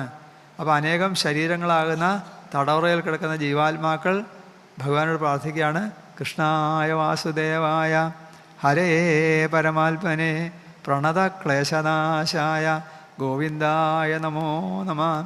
ഈ ശരീരമാണ് ഏറ്റവും വലിയ തടവറ, മനസ്സാണ് അതിലും വലിയ കാരാഗ്രഹം. ഓരോ ജീവനും ഈ ശരീരമാകുന്ന തടവറയിൽ കിടന്ന് കഷ്ടപ്പെടുകയല്ലേ. ശരീരത്തിൻ്റെ ദുഃഖങ്ങൾ, മനസ്സിൻ്റെ ദുഃഖങ്ങൾ, അനേകം പ്രാരാബ്ധങ്ങൾ, രോഗങ്ങൾ, ഇതിൻ്റെ നടുക്ക് ആ ജീവൻ ഈ തടവറയിൽ കിടന്ന് ദുഃഖം അനുഭവിക്കുമ്പോൾ ആ ജീവന് മോചനം വേണമെന്നൊരു ആഗ്രഹം വരും. അങ്ങനെ ആഗ്രഹം വന്നാൽ ആരെ ആശ്രയിക്കണം? കൃഷ്ണായ വാസുദേവായ ഹരേ പരമാത്മനെ പ്രണത ക്ലേശനാശായ ഗോവിന്ദായ നമോ നമ. പ്രണത ക്ലേശനാശായ, നമസ്കരിക്കുന്നവരുടെ ക്ലേശങ്ങളെ ഇല്ലാതാക്കുന്ന ആൾ. അവരൊക്കെ മോചിപ്പിച്ച് അവർക്ക് രാജകീയമായിട്ടുള്ള സൗകര്യങ്ങളൊക്കെ ചെയ്തു കൊടുത്തത്രേ. കുളിക്കാനും വസ്ത്രം മാറാനും. രാജാക്കന്മാരാണല്ലോ, നമ്മുടെ ഭാഷയിൽ പറഞ്ഞാൽ അവരുടെ സ്റ്റാറ്റസിനനുസരിച്ചല്ലേ, അവരുടെ സ്റ്റാറ്റസിനനുസരിച്ച് വേണ്ട സൗകര്യങ്ങളൊക്കെ ചെയ്തു കൊടുത്തു. അവരൊക്കെ അവരവരെ നാടുകളിലേക്ക് തിരിച്ചയച്ചു. ആ കൂട്ടത്തിൽ ഭഗവാൻ എല്ലാവരെയും പ്രത്യേകം ക്ഷണിക്കുകയും ചെയ്തു. എല്ലാവരും രാജസ്വത്തിന് വരുന്നത് ക്ഷണിക്കുകയും ചെയ്തു. അത് കഴിഞ്ഞ് 3 പേരും കൂടി തിരിച്ചു വരിക. അഭിവന്ദ്യാഥ രാജാനം ഭീമാർജുന ജനാർദ്ദന. ആ വരവിന് സൗന്ദര്യമുണ്ട്. ഭീമ അർജുന ജനാർദ്ദന. ഭീമസേനൻ മുമ്പിൽ, അർജുനൻ പുറകിൽ, കൃഷ്ണൻ ഏറ്റവും പുറകിൽ. എന്താണെന്നറിയോ? ജരാസന്ധനെ ജയിച്ചത് ഭീമനാണെന്ന് എല്ലാവരും അറിഞ്ഞോട്ടെ, ഞാനൊന്നും അറിഞ്ഞില്ലേ രാമനാരായണെന്ന് പറഞ്ഞ് ഭഗവാൻ പുറകെ. അപ്പോൾ ഭീമസേനെ മുമ്പിൽ നടത്തി, അർജുനൻ പുറകിൽ, അതിൻ്റെ പുറകിൽ ഭഗവാൻ. ഭീമാർജുന ജനാർദ്ദന. ഇങ്ങനെയാണ് വരവ്. ഇത് കണ്ടപ്പോൾ ധർമ്മോത്തർ മഹാരാജാവിൻ്റെ അവസ്ഥ എന്തായി? ആനന്ദ ആശ്രുകലാം മുഞ്ചൻ പ്രേംണ നോവാച കിഞ്ചന. ധർമ്മോത്തർ മഹാരാജാവിന് ആനന്ദക്കണ്ണീര് വന്നു അത്ര. കണ്ണങ്ങനെ നിറഞ്ഞിട്ട് ഒരക്ഷരം മിണ്ടാൻ വയ്യ. പ്രേംണ നോവാച കിഞ്ചന. ഭഗവാൻ തങ്ങൾക്ക് വേണ്ടി അനുഷ്ഠിക്കുന്ന, തങ്ങൾക്ക് വേണ്ടി ചെയ്യുന്ന ഓരോരോ കർമ്മങ്ങളിങ്ങനെ ആലോചിക്കുമ്പോൾ, അല്ലെങ്കിൽ ഭഗവാൻ തങ്ങളോട് കാണിക്കുന്ന അപാരമായ ആ കാരുണ്യത്തിനെക്കുറിച്ച് ചിന്തിക്കുമ്പോൾ ധർമ്മോത്തർ മഹാരാജാവിന് ആനന്ദാശ്രുകലാം മുഞ്ചൻ. കണ്ണിലങ്ങനെ ആനന്ദക്കണ്ണീര് നിറഞ്ഞ് ഒരക്ഷരം മിണ്ടാൻ വയ്യാതായി. പിന്നെ രാജസൂയത്തിനുള്ള ഏർപ്പാടൊക്കെ തുടങ്ങി. പറഞ്ഞല്ലോ, രാജസൂയം എന്ന് പറഞ്ഞാൽ വലിയൊരു യാഗമാണ്. സാധാരണ രാജാക്കന്മാർക്കൊന്നും ചെയ്യാൻ പറ്റാത്ത യാഗമാണ്, വലിയൊരു യാഗമാണ്. അപ്പോൾ വലിയൊരു കാര്യം നടക്കുമ്പോൾ എല്ലാം കൂടി ഒരാൾ ചെയ്താൽ ശരിയാവില്ല. എല്ലാ കാര്യങ്ങളും ഒരാൾ കൈകാര്യം ചെയ്താൽ ശരിയാവില്ല. എല്ലാവരും ചെയ്താലും ശരിയാവില്ല. എല്ലാവരും ചെയ്താൽ, നമ്മുടെ മലയാളത്തിൽ ഇപ്പോൾ ഒരു ഭാഷയുണ്ടല്ലോ, അത് കൊളാവും എന്ന് പറയും അല്ലേ. എല്ലാവരും ചെയ്താൽ അത് കൊളാവും. എന്നാൽ എല്ലാം ഒരാൾ ചെയ്താലോ ഇപ്പം എന്താ കുഴപ്പം? എല്ലായിടത്തും വേണ്ട പോലെ ശ്രദ്ധ എത്തില്ല. അപ്പോൾ ഓരോരോ കാര്യങ്ങൾ അതതിന് യോഗ്യന്മാരായിട്ടുള്ള ആളുകളെ കൊണ്ട് ചെയ്യിക്കണം. ഇതിനെയാണ് മാനേജ്മെൻ്റ് എന്ന് പറയാം. നമ്മൾ തന്നെ ഒരു കർമ്മം ചെയ്താൽ അത് മാനേജ്മെൻ്റ് അല്ല, അത് ലേബറാണ് അല്ലേ. നമ്മൾ തന്നെ ഒരു കാര്യം ചെയ്താൽ അത് ലേബറാണ്. അതാത് കാര്യത്തിന് യോഗ്യന്മാരായിട്ടുള്ള ആളുകളെ കൊണ്ട് ആ കാര്യങ്ങൾ ചെയ്യിക്കുമ്പോഴാണ് അതിന് മാനേജ്മെൻ്റ് എന്ന് പറയാം. അപ്പോൾ ഒരു വലിയ സ്ഥാപനം എന്ന് വിചാരിച്ചോളൂ, 1000കണക്കിന് ആളുകൾ ജോലി ചെയ്യുന്ന സ്ഥാപനം. ആ സ്ഥാപനത്തിൽ മാനേജർ എന്താ ചെയ്യുക? മാനേജർ ഒന്നും ചെയ്യണില്ല അല്ലേ. ഒന്നും ചെയ്യാതെ എല്ലാവരെ കൊണ്ട് കർമ്മം ചെയ്യിപ്പിക്കുന്നില്ലേ. ലോകാധ്യക്ഷ സുരാധ്യക്ഷ എന്ന് ഭഗവാനെക്കുറിച്ച് പറയും. ലോകാധ്യക്ഷ സുരാധ്യക്ഷ. അധ്യക്ഷൻ എന്താ ചെയ്യുക? ഒരു യോഗം നടക്കുമ്പോൾ അധ്യക്ഷൻ എന്താ ജോലി? വെറുതെ ഇരിക്കുക അല്ലേ. അതേപോലെ ലോകത്തിലെല്ലാ കർമ്മങ്ങളും അധ്യക്ഷനായിരുന്നുകൊണ്ട് നടത്തുന്ന ആളല്ലേ ഭഗവാൻ. ഇപ്പോൾ ഭഗവാൻ അറിയാം ഇതെങ്ങനെ നടത്തണം. ഇപ്പോൾ മഹാഭാരത യുദ്ധത്തിൽ ആയുധം കൈകൊണ്ട് തൊടാതെ ആ യുദ്ധം മുഴുവൻ നിയന്ത്രിച്ചത് ഭഗവാനല്ലേ. ആയുധം കൈകൊണ്ട് തൊടാതെ സത്യലംഘനമൊക്കെ നടത്തി, അത് വേറെ വിഷയം. എന്നാലും ആയുധം കൈകൊണ്ട് തൊടാതെ ആ യുദ്ധത്തിനെ നിയന്ത്രിച്ചില്ലേ ഭഗവാൻ. അപ്പോൾ ഒരു കാര്യം അതാതിന് യോഗ്യന്മാരായിട്ടുള്ള ആളുകളെ കൊണ്ട് ആ കാര്യങ്ങൾ അനുഷ്ഠിക്കുമ്പോഴാണ് അതിന് മാനേജ്മെൻ്റ് എന്ന് പറയാം. ഇവിടെ വലിയൊരു യാഗം നടക്കുകയാണ്, ആലോചിച്ച് നോക്കാം, വലിയൊരു യാഗം നടക്കുകയാണ്. അപ്പോൾ ആ യാഗത്തിന് നേരത്തെ പറഞ്ഞില്ലേ ഏതാണ്ട് 10-18 മാസം വേണം. അത്രയും കാലം ഒരുപാട് ആളുകൾക്ക് താമസം, ഭക്ഷണം. നമുക്കറിയാം ഒരു സപ്താഹം നടക്കുന്ന 7 ദിവസം എന്തെല്ലാം ബുദ്ധിമുട്ടുണ്ടെന്ന് അറിയാം അല്ലേ. ഇതിപ്പോൾ ഒന്നര കൊല്ലം നീണ്ടു നിൽക്കുന്ന ഒരു സപ്താഹം എന്ന് പറയാൻ വയ്യ. അങ്ങനെ 1.5 കൊല്ലം നീണ്ടു നിൽക്കുന്ന ഒരു യജ്ഞം നടക്കുകയാണെങ്കിൽ അതിന് എന്തെല്ലാം സംവിധാനങ്ങൾ വേണ്ടി വരും. ഇപ്പോൾ ഇവിടെ തന്നെ നമുക്കറിയാം ഈ 9 ദിവസം 10 ദിവസം ഇത് നടത്താൻ എന്തെല്ലാം സംവിധാനം വേണം. അങ്ങനെയാണെങ്കിൽ 1.5 കൊല്ലമാണെങ്കിൽ എത്ര വേണം? അതും ലോകത്തിൻ്റെ നാനാഭാഗത്തു നിന്ന് അനേകായിരം ആളുകൾ വരും. അവർക്ക് വേണ്ട ഭക്ഷണം, താമസം, യാഗത്തിൻ്റെ ചടങ്ങുകൾ, ദക്ഷിണ, എന്തെല്ലാം കാര്യങ്ങളുണ്ട്. അപ്പോൾ ഓരോ കാര്യങ്ങൾ ഓരോരുത്തരെ ഏൽപ്പിക്കാൻ പറഞ്ഞു ഭഗവാൻ. അതിൽ ഏറ്റവും പ്രധാനം ധനത്തിൻ്റെ ചുമതല ആരെ ഏൽപ്പിക്കണം? പണം. എന്താ പറയുക, നമ്മുടെ ഭാഷ പറഞ്ഞ ഖജാൻജി ആരാവണം? സുയോധനെ ഏൽപ്പിക്കാൻ പറഞ്ഞു, ദുര്യോധനെ ഏൽപ്പിക്കാൻ പറഞ്ഞു. അങ്ങനെ ആരെങ്കിലും പറയുമോ? പാണ്ഡവന്മാരുടെ ശത്രുവാണ് ദുര്യോധനൻ. കള്ളൻ്റെ കയ്യിൽ പണപ്പെട്ടിയുടെ താക്കോൽ കൊടുക്കാൻ പറയുമോ ആരെങ്കിലും? എന്താ വെച്ചാൽ ഈ സുയോധനൻ ഐശ്വര്യവാനാണ്. എന്ത് തൊട്ടാലും ഇരട്ടിക്കും. നല്ലതായാലും ചീത്തയായാലും ഇരട്ടിക്കും, അതേ കുഴപ്പമുള്ളൂ അല്ലേ. നല്ലതായാലും ചീത്തയായാലും ഇരട്ടിക്കും. പിന്നെ ഈ സൽക്കർമ്മങ്ങളിൽ ധനം ചെലവാക്കുന്നതിൽ പിശുക്ക് കാണിക്കരുത്, ലുബ്ധ കാണിക്കരുത്. ഭാഗവത്തിൻ്റെ മഹാത്മ്യത്തിൽ പറയും, വിവാഹേ യാദൃശം ചിത്തം താദൃശം പരികൽപ്പയൽ. ഒരു വിവാഹത്തിന് പണം ചെലവാക്കാൻ ലുബ്ധ കാണിക്കാത്തതുപോലെ സൽക്കർമ്മങ്ങളിൽ പണം ചെലവാക്കുന്നതിൽ ലുബ്ധ കാണിക്കരുത്. ദുര്യോധനാകുമ്പോൾ ഒട്ടും ലുബ്ധ കാണിക്കില്ല. എന്താ, വല്ലവരുടെ മുതലല്ലേ, 10 കൊടുക്കേണ്ടത് 100 കൊടുക്കും, ബാക്കി തരേണ്ട കയ്യിൽ വെച്ചോളാൻ പറയും. ദുര്യോധനൻ പണപ്പെട്ടിയൊക്കെ കാലിയാക്കി പൂട്ടിക്കെട്ടി പുറത്തിറങ്ങും. ഇനിയിപ്പോൾ പാണ്ഡവന്മാർ തെണ്ടി കുത്തുവാള എടുക്കണമെന്നാണല്ലോ ലക്ഷ്യം. ഒക്കെ തീർന്നല്ലോ, ഇനി കഷ്ടപ്പെടുന്ന വിചാരിച്ച് പുറത്തിറങ്ങും. കുറച്ച് കഴിഞ്ഞാൽ നോക്കുമ്പോഴോ ഒക്കെ പഴയ പോലെ നിറഞ്ഞിരിക്കും. അതെന്താ, ലക്ഷ്മി വല്ലഭൻ അവിടെ ഉണ്ടല്ലോ. ലക്ഷ്മി സാന്നിധ്യം ഉള്ളതുകൊണ്ട് ധനത്തിന് ഒരു ക്ഷാമം വരില്ല. ദുര്യോധനാണെങ്കിലോ വാരിക്കോരി ചിലവാക്കുകയും ചെയ്യും. അപ്പോൾ ആ കാര്യം ഭംഗിയായിട്ട് നടക്കില്ലേ. ഇതാണ് ഭഗവാന്റെ സൂത്രം. പിന്നെ രണ്ടാമത് ഏറ്റവും പ്രധാനപ്പെട്ട കാര്യമാണ് ഭക്ഷണം അല്ലേ. ഭക്ഷണം ശരിയായില്ലെങ്കിൽ അത് സപ്താഹത്തിലായാലും വേണ്ടില്ല, എത്ര തത്വനിഷ്ഠായജ്ഞത്തിലാണെങ്കിലും വേണ്ടില്ല, ഭക്ഷണം ശരിയായില്ലെങ്കിൽ കാര്യം പ്രശ്നമാവും. അപ്പോൾ ഭക്ഷണത്തിൻ്റെ കാര്യം ആരെ ഏൽപ്പിക്കണം? നല്ലോണം ഭക്ഷണം കഴിക്കുന്ന ഒരാളെ ഏൽപ്പിക്കണം. ആരാ? ആർക്കും സംശയമില്ല അല്ലേ. ഭക്ഷണത്തിൽ താല്പര്യമില്ല ഒരാളെ ഭക്ഷണത്തിന് ചുമതല ഏൽപ്പിച്ചാൽ എങ്ങനെ ഇരിക്കും? അതൊക്കെ ഭക്ഷണത്തിലൊന്നും താല്പര്യമില്ല. അപ്പോൾ മറ്റുള്ളവർക്കും അതുപോലെ കൊടുക്കുള്ളൂ. ഇപ്പോൾ നമ്മുടെ ഇന്നത്തെ ഭാഷയിൽ പറഞ്ഞ വല്ല പ്രകൃതി ചികിത്സക്കാരൊക്കെ അടുക്കളയുടെ കാര്യം ഏറ്റെടുത്ത് എങ്ങനെ ഇരിക്കും? മത്തങ്ങയും കുമ്പളങ്ങയൊക്കെ മുറുക്കി അങ്ങനെ തന്നെ മുമ്പിൽ കൊണ്ടുവച്ചു. കാലത്തെ ബ്രേക്ക്ഫാസ്റ്റിന് പാവയ്ക്കാ നീര് ഇങ്ങനെയൊക്കെ ആയാലോ അല്ലേ. നമ്മുടെ ഒരു കൂട്ടുകാരൻ കുറച്ചു കാലം മുമ്പാണ് ഒരു സ്ഥലത്ത് പോയപ്പോൾ ഒരു പ്രകൃതി ചികിത്സക്കാരൻ്റെ വീട്ടിലൊരു 3-4 ദിവസം താമസിക്കേണ്ടി വന്നു. എന്താ ആവശ്യത്തിന് പോയതാ. അപ്പോൾ അവിടെ നോക്കുമ്പോൾ നേരം വെളിച്ചാകുമ്പോൾ മത്തങ്ങ കുമ്പളങ്ങ നുറുക്കിയത്, പാവയ്ക്ക, ഇതൊക്കെയാണ് ബ്രേക്ക്ഫാസ്റ്റ്. 2 ദിവസം കഴിഞ്ഞപ്പോൾ അയാൾ പറഞ്ഞു, ഇതെവിടെയാണ് നിൽക്കണമെന്ന് പറഞ്ഞാൽ മതി, ഞാനവിടെ പോയി മേഞ്ഞോളാന്ന്. ഇതിങ്ങനെ വെട്ടി നുറുക്കി മുമ്പിൽ കൊണ്ടുവയ്ക്കണ്ടോ. അപ്പോൾ അവർ കുറ്റം പറയാമല്ലോ കേട്ടോ, ഓരോരുത്തരുടെ രീതിയാണ്. പക്ഷേ ഒരു സാധാരണ രീതിയിൽ അതൊക്കെ പറ്റുമോ? സാധാരണ ഒരു വലിയ യാഗം നടക്കുമ്പോൾ അവർക്ക് വേണ്ട പോലെ ഭക്ഷണം വേണ്ട സമയത്ത് കൊടുക്കണ്ടേ. അപ്പോൾ അതിന് ഭീമസേനെ ഏൽപ്പിച്ചു. പിന്നെ പൂജാകാര്യങ്ങളുടെ ചുമതല സഹദേവസ്തു പൂജായാം, സഹദേവനാണ് പൂജയുടെ ചുമതല. അതുപോലെ വരുന്ന ആളിലൊക്കെ സ്വീകരിക്കേണ്ട ചുമതല, റിസപ്ഷൻ, അതാരാ? അർജുനെ ഏൽപ്പിച്ചു. അർജുനൻ നല്ല സുമുഖനും നല്ല മര്യാദക്കാരനും വിനയമുള്ളവനുമാണ്. ഇപ്പോൾ സ്വീകരിക്കാൻ നിൽക്കുന്ന ആളുകൾ നല്ല മര്യാദയും വിനയമുള്ളവരാവണം. വല്ല ദുർമുഖന്മാരൊക്കെ പിടിച്ച് അവിടെ നിർത്തിയാൽ വന്ന ആൾ വന്ന വഴിക്ക് പോകും. അതുകൊണ്ട് യോഗ്യന്മാരായിട്ടുള്ള ആളാണ് സ്വീകരിക്കാൻ. അതുപോലെ ദാനത്തിൻ്റെ ചുമതല ദാനശീലനായ ആരാ? ദാനശീലൻ കർണനെ ഏൽപ്പിച്ചു. പിന്നെ വരുന്ന ആളുകളുടെ ഭക്ഷണം, താമസം, ഫുഡ് ആൻഡ് അക്കോമഡേഷൻ, അത് മാതൃസമിതി ഏൽപ്പിച്ചു. പാഞ്ചാലിയുടെ നേതൃത്വത്തിൽ മാതൃസമിതിയാണ് അതിൻ്റെ ചുമതല. ഒക്കെ സ്ത്രീകളായാലേ അതൊക്കെ ശരിയാവുള്ളൂ, വിളമ്പലൊക്കെ അല്ലേ. അപ്പോൾ അതുകൊണ്ട് പാഞ്ചാലി ഏൽപ്പിച്ചു. ഇതൊക്കെ കഴിഞ്ഞ് ഭഗവാൻ എന്താ ഏറ്റെടുത്തത്? കൃഷ്ണപാദാവനേജനേ, വരുന്ന ബ്രാഹ്മണരുടെയൊക്കെ കാല് കഴിക്കുക. ആ മഞ്ഞപ്പെട്ട് മലയിൽ കെട്ടി ഒരു സ്വർണ്ണക്കിണ്ടിയിൽ വെള്ളവുമായിട്ട് ഗോപുരദ്വാരത്തിൽ ശ്രീഗുരുവായൂരപ്പൻ വരുന്ന ഭക്തന്മാരുടെയൊക്കെ അങ്ങനെ കാല് കഴിക്കാൻ തുടങ്ങിയത്രേ. കൃഷ്ണപാദാവനേജനേ, ഭക്തദാസനായിട്ടുള്ള ഗുരുവായൂരപ്പൻ കൃഷ്ണാവതാരത്തിൽ ഭക്തന്മാർക്ക് വേണ്ടി എന്താ ചെയ്യാത്തത്? അതാണ് മേൽപ്പത്തൂര് പാണ്ഡവാനാം കി മകരോൽ, എന്താ ചെയ്യാത്തതെന്നാണ് ചോദിച്ചത്. എച്ചിലെടുക്കും, വിറക് വെട്ടും, വെള്ളം കോരും, ഇലയെടുക്കും, എല്ലാ സ്ഥലത്തും ഭഗവാനുണ്ട്. അങ്ങനെ യാഗത്തിനാണെങ്കിലോ അനേകം ആളുകൾ വന്നിട്ടുണ്ട്. അവിടെ വന്നവരുടെ പേരുകളൊക്കെ പറയും. ദൈവായനോ ഭരദ്വാജ, സുമന്ദർ ഗൗതമോസിത, വസിഷ്ഠ ശവന കണ്ണോ, മഹർഷിമാരൊക്കെ വന്നിട്ടുണ്ട്. ഈ മഹർഷിമാരുടെ പേര് പറയുന്നതിൽ പ്രത്യേകതയുണ്ട്. 4 വേദങ്ങളിലെയും ആചാര്യന്മാരവിടെയുണ്ട്. അതിൽ ആദ്യം പറഞ്ഞ പൈലൻ. ഈ പൈലനാണ് ഋഗ്വേദത്തിൻ്റെ ആചാര്യൻ. പൈലൻ ഋഗ്വേദത്തിൻ്റെ ആചാര്യൻ. പിന്നെ വൈശമ്പായനൻ യജുർവേദത്തിൻ്റെ ആചാര്യനാണ്, വൈശമ്പായനൻ.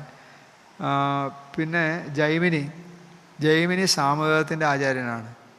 അതുപോലെ സുമന്തു അഥർവേദത്തിൻ്റെ ആചാര്യനാണ്. പേരുകളൊക്കെ അവിടെയുണ്ട്. അതെന്താണെന്ന് വെച്ചാൽ രാജസൂയ യാഗത്തിൽ ഈ 4 വേദങ്ങൾക്കും പ്രയോഗമുണ്ട്. 4 വേദങ്ങൾ പ്രയോഗിക്കേണ്ടതുണ്ട്. അപ്പോൾ 4 വേദങ്ങളിലെയും ആചാര്യന്മാരവിടെയുണ്ട്. അതുപോലെ മറ്റനേകം ആൾ, ബ്രാഹ്മണ, ക്ഷത്രിയ, വൈശ്യ, ശൂദ്ര, യജ്ഞദിദക്ഷവ. അത് പ്രത്യേകത എന്താണെന്ന് വെച്ചാൽ ബ്രാഹ്മണ, ക്ഷത്രിയ, വൈശ്യ എന്ന് മാത്രമല്ല ശൂദ്ര എന്നും കൂടി പറയുന്നുണ്ട്. അപ്പോൾ നമ്മുടെ ഇടയിലൊരു തെറ്റിദ്ധാരണയുണ്ട്.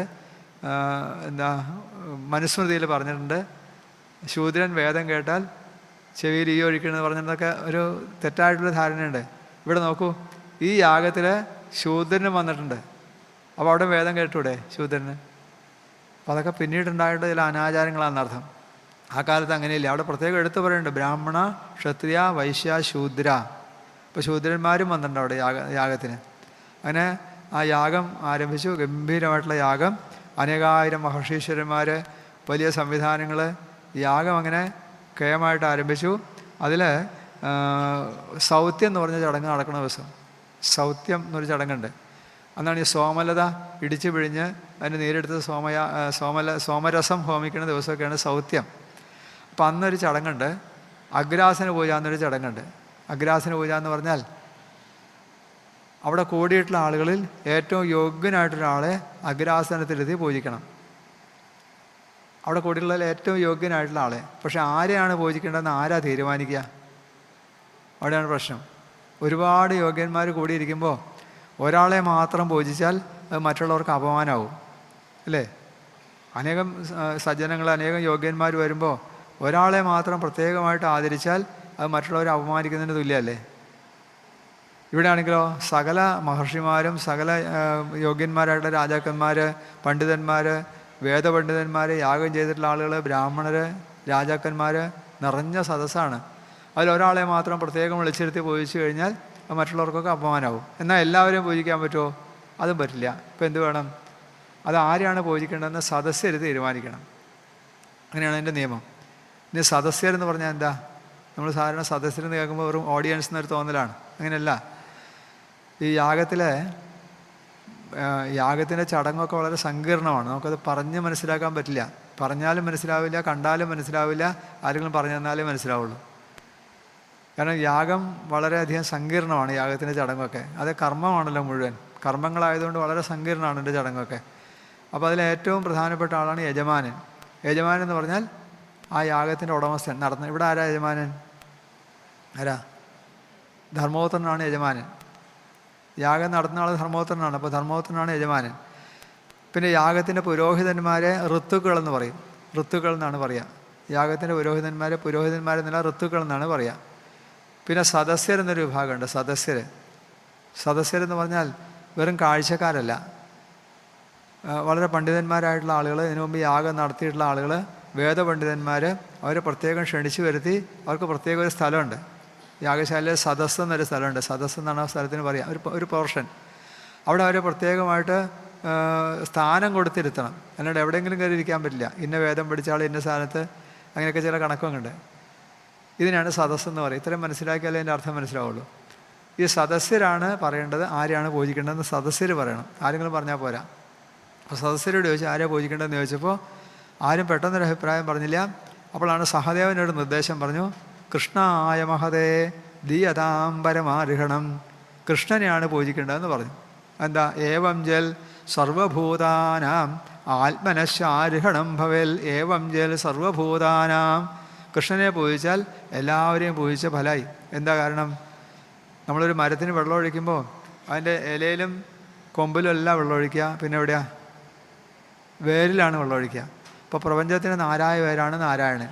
അപ്പോൾ നാരായണനെ പൂജിച്ചാൽ എല്ലാവരെയും പൂജിച്ച ഫലമായി എന്ന് പറഞ്ഞപ്പോൾ എല്ലാവരും സമ്മതിച്ചു. ഭഗവാൻ എവിടെയാ? ഭഗവാൻ ഗോപുരത്തിൻ്റെ അവിടെ അരയിൽ മഞ്ഞപ്പട്ടും കെട്ടി കാല് കഴിക്കാൻ നിൽക്കുകയാണല്ലോ. ഭഗവാനെ കൂട്ടിക്കൊണ്ടു വന്നു, അഗ്രാസനത്തിനിരുത്തി ധർമ്മോത്തര മഹാരാജാവ് കണ്ണുനീരുകൊണ്ട് ഭഗവാന്റെ കാല് കഴിക്കുകയാണ്.